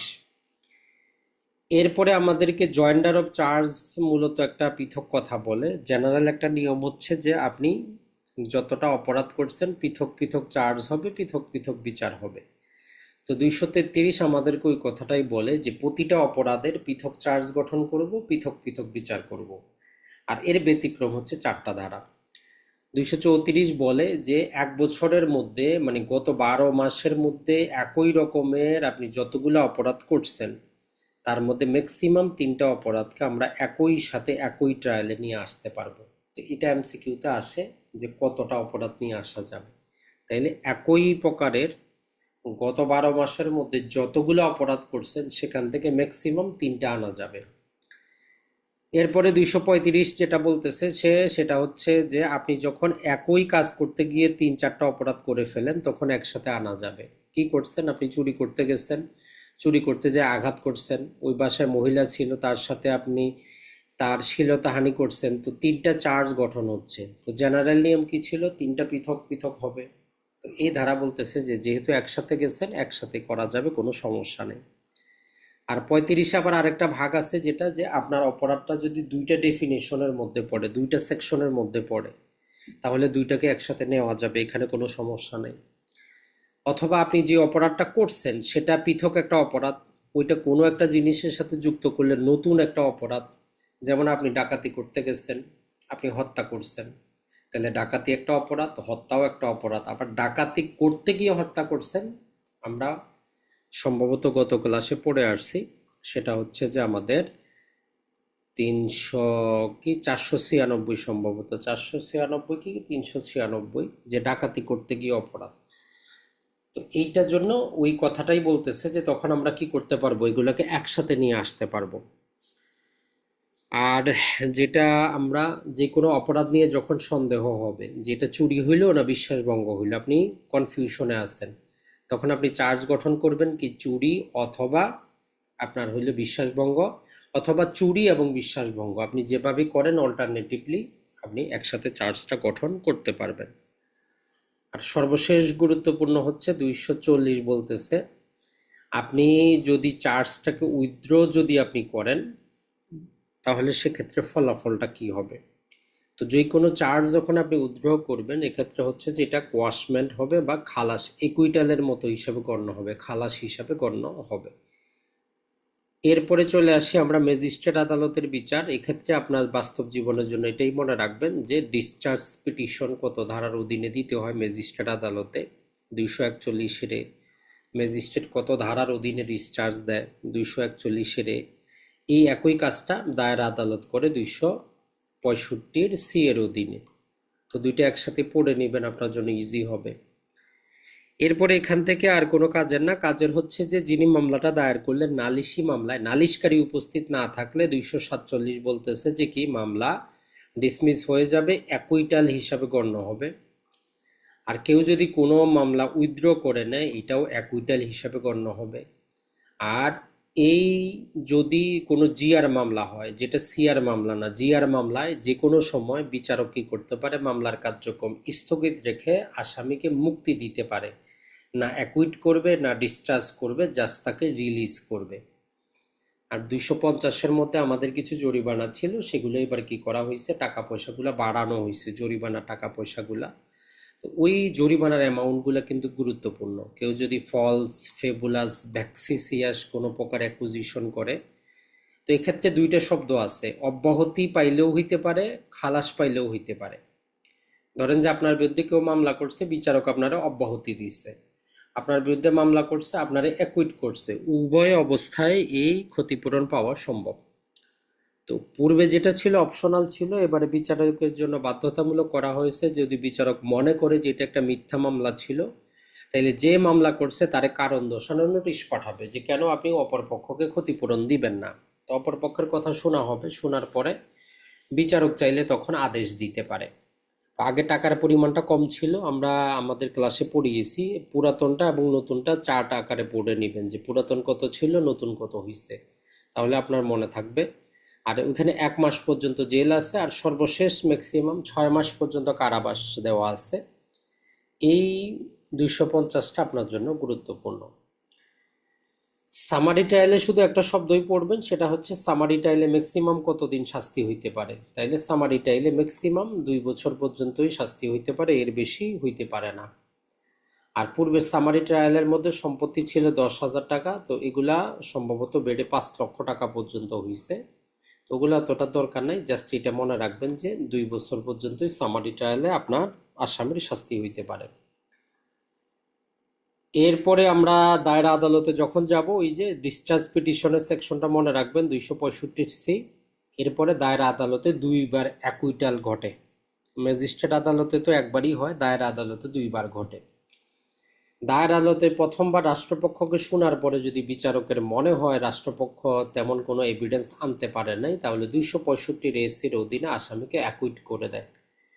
যদি মনে করে যে না কিছু আনতে পারছে, তখন আসামি কি করা হয়, আসামির বক্তব্য শোনা হয়।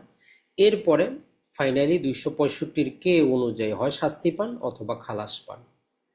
এই 3টে সেকশনই মনে রাখবেন যে দায়রা আদালতে একবার ডিসচার্জ, 2বার অ্যাকুইটাল ঘটে। রাষ্ট্রপক্ষকে শোনার পরে যদি মনে হয় রাষ্ট্রপক্ষ প্রমাণে ব্যর্থ হয়েছে, তাইলে অ্যাকুইট করে দিতে পারে। আর যদি দেখা যায় যে না প্রমাণ করতে কিছুটা পারছে, তখন আসামিকে বলা হয় যে সে কোনো ডিফেন্স নিতে চায় কিনা, তার কোনো সাক্ষী প্রমাণ আছে কিনা। তারপরে গিয়ে 265 অনুযায়ী অ্যাকুইটাল অথবা জাজমেন্টটা ঘটে।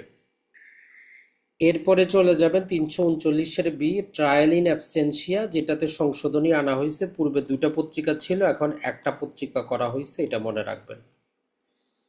আর এই যে মামলা ডিসপোজালের সময়সীমা 180 দিন আর 360 দিন দেওয়া আছে।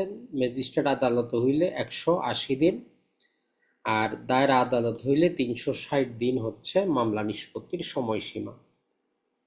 এরপরে 340 মনে রাখবেন যে প্রতিটা আসামি একজন যোগ্য সাক্ষী।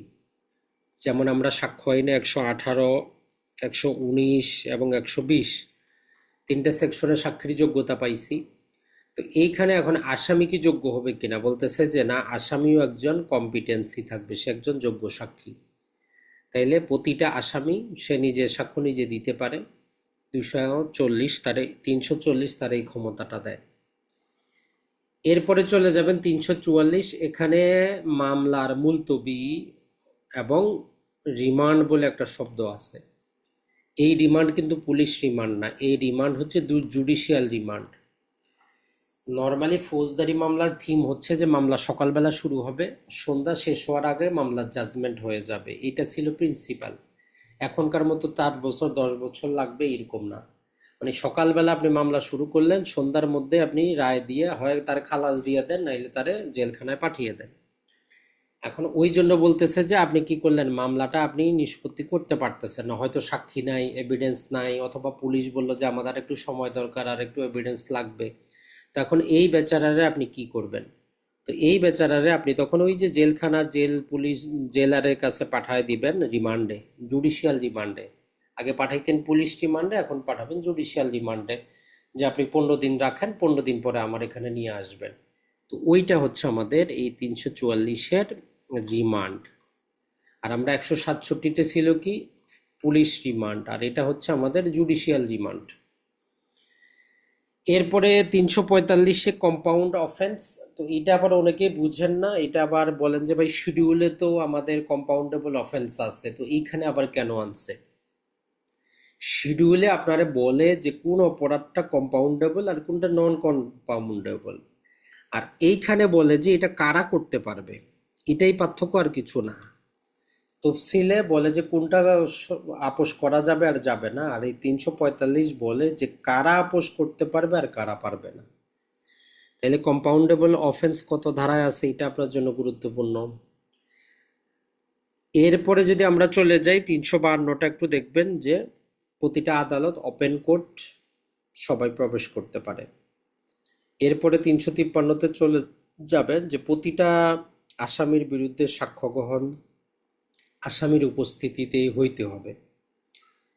এরপরে আপনি চলে যান যে জাজমেন্ট ইন অল্টারনেটিভ কত ধারায় আছে, সম্ভবত গতবার কি তার আগের বার ছিল 367-তে। এইটা একটু মনে রাখবেন যে জাজমেন্ট ইন অল্টারনেটিভ। 368-তে মনে রাখবেন যে সেন্টেন্স অফ ডেথ, ওই যে ফাঁসিতে ঝুলিয়ে মৃত্যু করানো হবে। তো এইটা হচ্ছে 368-র মূল থিম। আর বাংলাদেশে 2 প্রকারই মৃত্যুদণ্ড ঘটানো হয়, একটা হচ্ছে বিশেষ ক্ষমতা আইনের অধীনে বলা আছে যে ফায়ারিং স্কোয়াডে গুলি করে, অথবা পেনাল কোডে হচ্ছে এই ফাঁসির কাস্টে। বাকিগুলো আমাদের কোনো কাজের না। এরপরে ওই যে আমাদের দায়রা অথবা অতিরিক্ত দায়রা কাউরে মৃত্যুদণ্ড দিয়েছে, আমরা পড়ে আসলাম 31 ধারায় সাবজেক্ট টু কনফার্মেশন। তো এই 374-এ বলতেছে যে ডেথ রেফারেন্স আকারে হাইকোর্টে তারা পাঠাবে, আর 376-এ হাইকোর্ট চাইলে ওইটা কনফার্ম করে দিবে।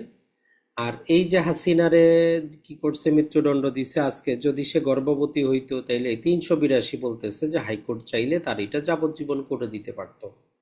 তো এইভাবে আপনি বাস্তবতার সাথে একটু মিলিয়ে পড়বেন, দেখবেন যে আপনার জন্য ইজি হবে। তাইলে মৃত্যুদণ্ডপ্রাপ্ত যদি মহিলা হয়, যদি গর্ভবতী হয়, তাইলে হাইকোর্ট চাইলে শাস্তিটাকে যাবজ্জীবন করে দিতে পারে। এরপরে চলে যান 401, 402। তো 401-এ আমরা বলেছি যে ঈদে, পূজায়, জন্মদিনে, ক্রিসমাসে, বিশেষ দিনে নির্বাহী বিভাগের কাছে ক্ষমতা আছে যে কোনো দণ্ডপ্রাপ্ত আসামির তার দণ্ডটা স্থগিত রাখা, এই ক্ষমতাটা এই 401-এর অধীনে দেওয়া আছে। আর 402-এর অধীনে হচ্ছে যে এটাকে অন্য কোনো শাস্তিতে কনভার্ট করে দেওয়া। আর 402-এর বলতেছে যে এই যে শাস্তিগুলো আছে এগুলো রাষ্ট্রপতির কোনো ক্ষমতাকে কি করবে না, প্রভাবিত করবে না, মানে রাষ্ট্রপতি যেভাবে তার ক্ষমতা প্রয়োগ করে সেটা সে করবে, তাতে কোনো সমস্যা নাই। এরপরে 403 ডবল জিওপার্ডি শব্দটা মনে রাখবেন। টোটাল 5টা সাবসেকশন আছে, এর মধ্যে শুধু প্রথম সাবসেকশনই বলে যে একবার বিচার হইলে দ্বিতীয়বার বিচার করা যাবে না। বাকি 3টা সাবসেকশন বলে যে না, বিচার করা যাবে। আর সর্বশেষটা আমাদেরকে বলে যে জেনারেল ক্লজেস অ্যাক্ট আর সিআরপিসির 188-তে যা আছে তাকে প্রভাবিত করবে না। তাহলে যদি উপযুক্ত আদালত কর্তৃক কোনো একজন ব্যক্তি কি করা হয়, তার বিচার করা হয়, চাইছে অ্যাকুইট পাক অথবা তার শাস্তি হোক, দ্বিতীয়বার বিচার করা যাবে না, এটা শুধু প্রথম সাবসেকশনই বলে। আর বাকি তিনটা আপনাকে বলে যে না, তার বিচার করা যাবে। আমরা ডিটেলে পড়াইছি, সেখান থেকে পড়ে নেবেন। কারণ এই যদি আমরা বলি সিআরপিসিতে ক্লাস নিতে গেলে প্রায় 2 ঘন্টার ক্লাস নিতে হয়। এরপরে যদি আমরা চলে যাই আপিল রিলেটেড 405, 406, 406 এটা এইভাবে পড়লে মনে থাকবে না, ওই ধারাটার সাথে আপনি মনে করবেন যেখানে আমরা আপনাদেরকে পড়াইলাম। কোথায়? এই যে 89 ধারায়, যখন 2 বছর পরে গিয়ে সে সম্পত্তি দাবি করলো, আদালত তার অ্যাপ্লিকেশন রিজেক্ট করলে 405-এ সে আপিল করবে। আর ম্যাজিস্ট্রেট কি করছে, ওই যে 118-তে আদেশ দিচ্ছে যে আপনি বন্ড সিগনেচার করেন, আপনি তার বিরুদ্ধে যাইতে চাইলে 406-এর অধীনে আপনি যাবেন। আর 122-এর অধীনে আপনার যে সিকিউরিটি জিম্মাদার দিয়েছিলেন তারা রিজেক্ট করছে, আপনি আপিল করতে পারবেন। তাহলে এই তিনটা হচ্ছে একদম পৃথক আপিলের জিনিস। আর স্বাভাবিকভাবে সেকেন্ড ক্লাস এবং থার্ড ক্লাসের বিরুদ্ধে আপনি যাবেন সিজিএম এর কাছে, আর ফার্স্ট ক্লাস এবং সেশন জয়েন্ট যেই বিরুদ্ধে যাব আমরা দায়রা জজের কাছে। এটা হচ্ছে আমাদের মূল থিম। আর 3টা সেকশন আছে যে আপিল করা যায় না, এটাকে পৃথকভাবে একসাথে পড়বেন। এখানে বলতেছে যে যদি আসামি দোষ স্বীকার করে তার উপরে যদি শাস্তি দেওয়া হয় তাহলে কোনো আপিল নেই। ছোটোখাটো ব্যাপারে 5,000 টাকা পর্যন্ত যদি হয় অথবা 1 মাস পর্যন্ত কারাবাস হইলে কোনো আপিল নেই। সামারি ট্রায়ালে 5,000 টাকা পর্যন্ত জরিমানা করলে কোনো আপিল নেই। তো এই তিনটাকে ভালো করে পড়ার চেষ্টা করবেন, যে কোনো একটা থাকতে পারে। এখন আসি 417, সেটা হচ্ছে যদি কাউকে খালাস দেওয়া হয়, খালাসের বিরুদ্ধে রাষ্ট্রপক্ষ চাইলে তামাদি আইন অনুযায়ী 6 মাস, আর ব্যক্তি চাইলে 60 দিনের মধ্যে নালিশকারী কি করতে পারে, একুইটালের বিরুদ্ধে আপিল দায়ের করতে পারে। আর কারো যদি শাস্তি বাড়াইতে হয়, মনে হয় যে অপর্যাপ্ত শাস্তি হয়েছে, শাস্তি আরো বেশি দরকার, তাহলে রাষ্ট্রপক্ষ হোক আর আসামি পক্ষ হোক 60 দিনের মধ্যে আপিলটা দায়ের করতে হবে। এই হচ্ছে 2টা সেকশন। আর কখন একটা আপিল বাতিল হয় আমরা যদি দেখার চেষ্টা করি, 431-এ যে জিনিসটা বলে সেটা হচ্ছে যে যদি আসামি মারা যায় তাহলে এই যে 417 আর 417 এর অধীনে যে আপিলগুলো, এগুলো অটোমেটিক বাতিল হয়ে যাবে। কারণ আপনি যার শাস্তি বাড়ানোর জন্য যাচ্ছেন সেই তো মারা গেছে। আর অন্য ক্ষেত্রে যেটা বলতেছে যে অন্য ক্ষেত্রে যিনি আপিল করবেন উনি মারা গেলে শেষ, আপিলটা বাতিল হয়ে যাবে। আর এখানে 2টা সেকশন আছে, 424টা একটু মনে রাখবেন। সেটা হচ্ছে যে আমাদের 424 আর হচ্ছে 426। 426-এ হচ্ছে যেটা আমাদের আপিল অবস্থায়ও জামিন পাওয়া যায়। 1 বছরের কমে যদি 1 বছর পর্যন্ত যদি আপনার দণ্ডাদেশ হয় তাহলে আপিলের সত্ত্বেও আপনি জামিন পাইতে পারেন, জেলখানায় যাওয়ার দরকার নাই। ওই আপিল আদালতকে যদি আপনি বুঝাইতে পারেন যে আপনি এর বিরুদ্ধে আপিল করবেন, তাহলে আপনি কি করতে পারেন, আসামিকে জামিন করাইতে পারবেন। এরপরে আমরা যদি দেখার চেষ্টা করি, এখানে আমাদের judgment of subordinate appellate court, এটা অতটা গুরুত্বপূর্ণ না, কারণ এখানে অনেকগুলো সেকশন দেওয়া আছে, তো এই জন্য এটা না পড়লেও আপনার চলবে। এটা ছাড়া আরো কয়েকটা ছিল, এগুলো আপনি বাদ দিতে পারেন। এখন চলে যাই আমরা ডিভিশন রিলেটেড, যে পাওয়ার to call record of inferior record. তো আমরা বলেছি যে রিভিশনে কি দেখে, আসলে রিভিশনে ক্লিপ যাচাই করে। ক্লিপ মানে কি, কারেক্টনেস, লিগ্যালিটি, প্রপার্টি আর যে কোনো মামলার প্রসেস। তাহলে ডিভিশন আদালত আসলে মূলত এই কাজটাই করে। আর সেকশন নাম্বার মনে রাখবেন, 439-এর অধীনে হাইকোর্ট আর 439-এর এর অধীনে সেশন জজ কি করতে পারে, রিভিশন ক্ষমতা প্রয়োগ করতে পারে। রিভিশনটাও আমরা ডিটেইলে বুঝাইছি, তো সেখান থেকে একটু দেখে নেবেন। এরপরে এই যে 442-এর disposal of appeal and revision. তো একটা আপিল কতদিন নিষ্পত্তি করতে হবে বা রিভিশন কত দিনে, তো 90 কর্মদিবস বলা আছে, এটা একটু মনে রাখবেন, 90 কর্মদিবস। এরপরে লুনেটিকের বিচার রিলেটেড একটা টোটাল চ্যাপ্টারই আছে, এটা আমাদের কোনো কাজের না। এরপরে পাবলিক, এটাও আমাদের কোনো কাজের না। এরপরে আপনি 491টা চলে যাবেন, ওই যে হেভিয়াস কর্পাস প্রকৃতির রিট, আর এর ভিতরে 5 প্রকারের কারণ আমরা ভালো করে পড়াইছি, ওইটা একটু মনে রাখবেন যে কি আছে এই 5 প্রকার। এরপরে পাবলিক প্রসিকিউটর রিলেটেড একটা সেকশনই কাজের, যে পাবলিক প্রসিকিউটর যদি কোনো মামলা যদি কি করেন তুলে নেন, তো এই ক্ষেত্রে ফলাফলটা কেমন হবে বলতেছে, যদি চার্জ গঠনের পূর্বে তুলে নিলে ডিসচার্জ, চার্জ গঠনের পরে তুলে নিলে অ্যাকুইটাল, এটাই ধারা, আর বাকিটা আপনার না হইলেও চলবে। এরপরে জামিন রিলেটেড এখানে আপনি পড়তে গেলে অনেক ভেজাল হবে, সহজে মনে রাখবেন যদি বেইলেবল হয় তাহলে 496-তে যাব, নন বেইলেবল যদি হয় তাহলে 497-তে যাব। আর এখানে 497-তে বলতেছে যদি 16 বছরের কম হয়, যদি মহিলা হয়, অসুস্থ হয়, অক্ষম হয়, তাহলে প্রহিবিটরি ক্যাটাগরির মধ্যেও পড়লেও বিচারক চাইলে জামিনটা দিতে পারে। এটা হচ্ছে 497। আর 498 যে কথাটা আসলে বলে, 498 দুইটা কথা বলে, যে যেই কোনো সময় রায়ের পরে যেই কোনো সময় জামিন দেওয়া যাইতে পারে, অথবা যেই বন্ড সিগনেচারের কথা বলা হয়েছে বন্ডের অ্যামাউন্টটা কমানো যাইতে পারে। আর আগাম জামিন রিলেটেড আমরা বলে দিছি যে 497 ছিল, যেটা বাতিল করা হয়েছে। এখন বর্তমানে যেই আগাম জামিন দেওয়া হয় সেটা 561 হাইকোর্ট তার ইনহেরেন্ট ক্ষমতা প্রয়োগ করে আগাম জামিন দেয়। বর্তমানে সিআরপিসিতে আগাম জামিনের কোনো বিধান নাই। এই তিনটা সেকশন একটু মনে রাখবেন।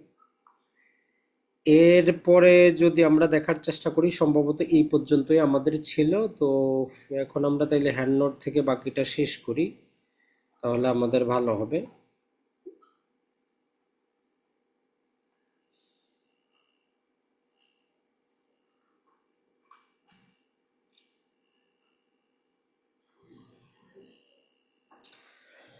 তো 503-এ যেটা বলতেছে যে আসলে সিআরপিসি, তো আমরা যেমন আমরা কি করছি, সিপিসির 75 ধারায় কমিশন ইস্যু করা যায় 4টি কারণে। তো 503 ধারা বলতেছে যে আসলে সাক্ষীর সাক্ষ্য গ্রহণ করার জন্য সিআরপিসির অধীনেও কি করা যায়, কমিশন ইস্যু করা যায়।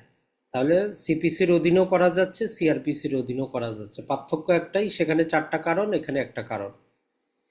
এরপরে যদি আমরা দেখার চেষ্টা করি, আমাদের জন্য গুরুত্বপূর্ণ যেটা হচ্ছে জাস্ট 517। ধরেন যে একটা অপরাধের সাথে সাথে জড়িত যে সম্পত্তি, যেমন ধরেন যে একটা হত্যাকাণ্ড সংঘটিত হয়েছে, একটা মোটরসাইকেল ছিল, একটা গাড়ি ছিল, একটা ফ্ল্যাটে হত্যাকাণ্ড ঘটছে, তো নর্মালি ওই সম্পত্তিগুলোর কি হবে? তো এই জন্য বলতেছে যে অপরাধের সাথে জড়িত সম্পত্তি বিচারের পর করণীয় কিছু, যেটা ধ্বংস করা ধ্বংস করে ফেলবে, যেটা জব্দ করা জব্দ করবে, যেটা দখল অর্পণ করার কাউকে দেওয়ার সেটা তাকে দিয়ে দেওয়া হবে, তবে কার্যকর হবে 1 মাস পরে। এটাই আপনার এমসিকিউ, যে অপরাধের সাথে জড়িত যে জিনিসটা, ধরেন যে একজন ম্যাজিস্ট্রেট নির্দেশ দিলে এটা ধ্বংস করে ফেলাও, যে কোনো একটা জিনিস, তো এটা কার্যকর হবে 1 মাস পরে, সাথে সাথে না। আর যদি আমরা দেখার চেষ্টা করি, আমাদের জন্য গুরুত্বপূর্ণ যে 519, নির্দোষ ক্রেতার টাকা আসামির কাছে যদি পাওয়া যায় তাহলে আপনি ফেরত পাবেন। আপনি একটা চোরাই আইফোন কিনছেন, এখন পুলিশ ধরেন যে আপনি ওই ব্যক্তিকে টাকা দিচ্ছেন, আর পুলিশ সাথে সাথে এসে আপনারও গ্রেফতার করছে, তারও গ্রেফতার করছে, তার কাছে টাকা পাইছে। তো আপনি তো বোনাফাইডলি হোক আর যেভাবে হোক, আপনি যেহেতু টাকা দিচ্ছেন, তার কাছে টাকা পাওয়া গেছে, আপনি টাকা ফেরত পাবেন। তো এই জন্য বললেন যে নির্দোষ ক্রেতার টাকা আসামির কাছে যদি পাওয়া যায় তাহলে আপনি ফেরত কিন্তু পাবেন। এরপরে 522টা মনে রাখবেন, এটা দেওয়ানি মামলার সাথে জড়িত, যদি আপনাকে ক্রিমিনাল ট্রেসপাস অথবা ক্রিমিনাল ইন্টিমিডেশনের মাধ্যমে আপনার সম্পত্তি থেকে আপনাকে বেদখল করা হয়, আর এগুলার মধ্যে আপনি মামলা দায়ের করেন, আপনি যদি মামলায় জিতেন তাহলে ওই ম্যাজিস্ট্রেট আপনারে 1 মাসের মধ্যে আপনার সম্পত্তির দখল আপনারে ফেরায় দেওয়ার আদেশ দিতে পারে। তাইলে ক্রিমিনাল ইন্টিমিডেশনের মাধ্যমে যদি আপনাকে আপনার সম্পত্তি থেকে বেদখল করা হয়, ওই আইনের অধীনে যদি আপনি মামলা করেন, ওই আইনে যদি প্রমাণিত হয় যে ক্রিমিনাল ইন্টিমিডেশন ঘটছে, তাহলে 1 মাসের মধ্যে ওই সম্পত্তি ফেরতেরও আদেশ পাওয়া যেতে পারে। আর যেই সম্পত্তি আসলে মালিক অজ্ঞাত, কার সম্পত্তি আসলে পাওয়া যাচ্ছে না, মালিক খুঁজে পাওয়া যায় না, তো ওগুলোর কি হবে? তো 500তেই বলতেছে তারও একটা প্রক্লেমেশন জারি হবে, হুলিয়া জারি হবে, এবং 1 মাসের মধ্যে যদি কেউ ফেরত আসে তাহলে দিয়ে দেওয়া হবে। আর এইভাবে সরকার 6 মাস পর্যন্ত রাখবে, 6 মাসের মধ্যে কেউ না আসলে ওইটা তখন সরকারি জিনিস হয়ে যাবে, সরকারি কোষাগারে চলে যাবে। এখানে এই যে সময়সীমাগুলাই কিন্তু আপনার এমসিকিউ। এখন আসি মামলা ট্রান্সফার। তো এখানে আমাদের কাজের হচ্ছে শুধু হাইকোর্ট থেকে মামলা ট্রান্সফারটাই কাজের, বাকিগুলা কাজের না। নর্মালি যেমন ধরেন যে আপনি যদি হাইকোর্টের এক বেঞ্চ থেকে অন্য বেঞ্চে মামলা ট্রান্সফার করতে চান তাহলে আপিল বিভাগে আবেদন করবেন 525-এ। আর যদি আপনি এক জেলা থেকে অন্য জেলায় মামলা ট্রান্সফার করতে চান তাইলে আপনারে কি করতে হবে, 526-এর অধীনে হাইকোর্টে অ্যাপ্লিকেশন করতে হবে। এখন হাইকোর্ট দুইটা কাজ করতে পারে, সে ট্রান্সফার না করে বলতে পারে যে আমিই শুনি। আপনি ঢাকা থেকে চট্টগ্রামে নিয়ে যাবেন, এখন হাইকোর্ট বলতেছে দরকার নেই, আপনি আমার কাছেই আসেন। তাহলে হাইকোর্টেই শুধু দুইটা কাজ করতে পারে, ট্রান্সফারও করতে পারে অথবা চাইলে নিজেও শুনতে পারে। আর 526-এর বিয়ের অধীনে দায়রা জজ এক ম্যাজিস্ট্রেট থেকে অন্য ম্যাজিস্ট্রেটের কাছে মামলা ট্রান্সফার করে দিতে পারে। তো এই তিনটাই আমাদের জন্য গুরুত্বপূর্ণ, বাকিগুলো আপনার দরকার নেই। এরপরে যদি আমরা দেখি সেটা হচ্ছে যে ছোটখাটো যদি ভুল ভ্রান্তি যদি হয় মামলার মধ্যে, প্রসেসের মধ্যে, তো 529 আমাদেরকে বলতেছে যে যে অনিয়মের কারণে মামলা বাতিল হয় না। তো এখানে অনেকগুলা 9টার মতো কারণ আছে, তো আপনি 9টা কারণ মুখস্থ রাখার দরকার নেই, শুধু 9টা যে কারণ এইটা মনে রাখবেন যে 9টা এমন ছোটখাটো ভুল ভ্রান্তি হইলেও কোনো কার্যধারা বাতিল হয় না। আর 530 বলতেছে যে আমাদের যার কারণে বাতিল হয়ে যায়, তো এখানে সম্ভবত যদি আমার ভুল না হয় 19টার মতো কারণ আছে। তারপরে আপনি একটু বইটা খুলে দেখে নেবেন, 530-এ অনেকগুলো কারণ দেওয়া আছে যে যার কারণে একটা কার্যধারা বাতিল হয়, মানে টোটাল মামলার প্রসিডিংটাই বাতিল, শুরু থেকে শেষ সব কিছু শেষ হয়ে যায়। তাহলে 530-এ সম্ভবত 19টা আছে, তারপরে একবার একটু কারেকশন করে নিয়েন আপনি, বা বইটা খুলে একটু দেখে নিয়েন। এরপরে যদি আমরা দেখি সেটা হচ্ছে যদি ধরেন যে আপনি ঢাকার মামলা চট্টগ্রামে শুনে, মানে স্থানগত যদি ভুল হয় কার্যধারা বাতিল হবে না। এরপরে 164 ধারা জবানবন্দি নিতে গেলে বা 364 ধারায় মামলার যে জবানবন্দি রেকর্ড করার ক্ষেত্রে যদি কোনো প্রকার অনিয়ম ঘটে, বলতেছে যে এটা সাক্ষীর উপর তেমন কোনো প্রভাব ফেলবে না, মানে অ্যাজ এভিডেন্স হিসাবে গৃহীত হবে, কোনো সমস্যা কিন্তু নাই। আর 535 আমাদেরকে যেটা বলতেছে যে চার্জ প্রস্তুত না করলেও দণ্ড বাতিল হবে না। আমরা অলরেডি পড়ে আসছি ওইরকম যে কারো বিরুদ্ধে ধর্ষণ মামলা হইলে শ্লীলতাহানির শাস্তি দেওয়া যায়, কারো বিরুদ্ধে গুরুতর আঘাতের মামলা হইলে নর্মাল আঘাতের শাস্তি দেওয়া যায়, চার্জ গঠন করার দরকার হয় না। আর 539-এর বি, এইটা বারবারই পরীক্ষায় আসে, সেকশন নাম্বারটাও জিজ্ঞেস করে যে লোকাল ইন্সপেকশন, অর্থাৎ ওই যে বিচারক সরজমিনে মাঠে গিয়ে ইন্সপেক্ট করে আসতে পারে। এরপরে যদি আমরা দেখি সেটা হচ্ছে যে আমাদের এই যে 545টা মনে রাখবেন, এইটা একটা ব্যতিক্রমী ধারাও বলতে পারেন। নর্মালি পেনাল কোডের যত ফাইন আপনি পাবেন, ফাইনগুলো সরকারি কোষাগারে যায়, এগুলো কিন্তু কোনো ব্যক্তি পায় না। তো কিন্তু বিচারক চাইলে যেটা করতে পারে, ওই ফাইন থেকে কিছু অংশ কি করতে পারে, যিনি ভিকটিম ছিলেন তাকে কম্পনসেট করতে পারে। 545 তাকে ওই ক্ষমতাটা দেয় যে জরিমানা থেকে ক্ষতিপূরণ প্রদান করার আদেশ দিতে পারে। এরপরে যদি আমরা দেখার চেষ্টা করি আমাদের জন্য গুরুত্বপূর্ণ যেটা আর আছে মূলত নাই, সর্বশেষ ওই যে আমাদের এই কোয়াশমেন্ট 561-এ। তাহলে একটা এফআইআর যদি আপনার এমসিকিউতে আসে যে একটা এফআইআর কত ধারার অধীনে কোয়াশমেন্ট করবেন বা কোয়াশমেন্টের মামলা কোন আদালতে করতে হয়, তো সবকিছু হাইকোর্টে। এই 561-এর অধীনে কোয়াশমেন্ট আসলে মূলত একটা ল্যাটিন শব্দ, এর মূল কথাটা হচ্ছে মাথা কর্তন করে দেওয়া, মানে একটা এফআইআর দায়ের হয়েছে আপনার বিরুদ্ধে, আপনি শুরু থেকে বাতিল করে দিলেন। তো মূলত আমরা আদালতের অন্তর্নিহিত ক্ষমতা সিপিসিতেও পড়ছি, আর এখানে সিআরপিসিতে বলতেছে যে আদালতের আদেশের কার্যকারিতা রোধের জন্য যা তো প্রকার আদেশ দেওয়া দরকার পড়ে আদালত দিতে পারে। আদালতের প্রক্রিয়ার কেউ যদি কি করে অপব্যবহার করে, মিসইউজ করা শুরু করে, তাহলে সেটাকে রোধ করার জন্য যেই রকম আদেশ দেওয়ার সেটা দিতে পারে। আর 3 নাম্বার হচ্ছে ন্যায় বিচার নিশ্চিত করার জন্য যা কিছু করার দরকার করতে পারে। তো এই হচ্ছে আমাদের টোটাল জিনিসটা, আর বাকি অত কিছুই নেই। তো আশা করি যে আজকের ভিডিওতে আমরা যেটা বললাম, যদি আপনি এই জিনিসগুলো একটু বারবার 2বার 3বার রিভিশন দিতে পারেন, মোটামুটি আপনি 20 মার্কের মধ্যে 15 থেকে 16 অবশ্যই আশা করতে পারেন। কিন্তু এগুলার মধ্যে যদি আপনার আবার ডাউট থাকে তখন কিন্তু সমস্যা। তো এই জন্য আপনাদের দায়িত্ব হবে প্রথমে আজকে অন্তত যেগুলো পড়লেন এইটা 100% এইটা নিজের আয়ত্তে নেবেন, আর অন্য কিছু পড়া বাদ দিয়ে এইটা আগে আয়ত্তে নেন। যখন দেখবেন যে এটা আপনি আয়ত্তে নিচ্ছেন, এখনো সময় আছে, তারপরে আপনি বিস্তারিত যান। তাহলে আপনার জন্য ভালো হবে।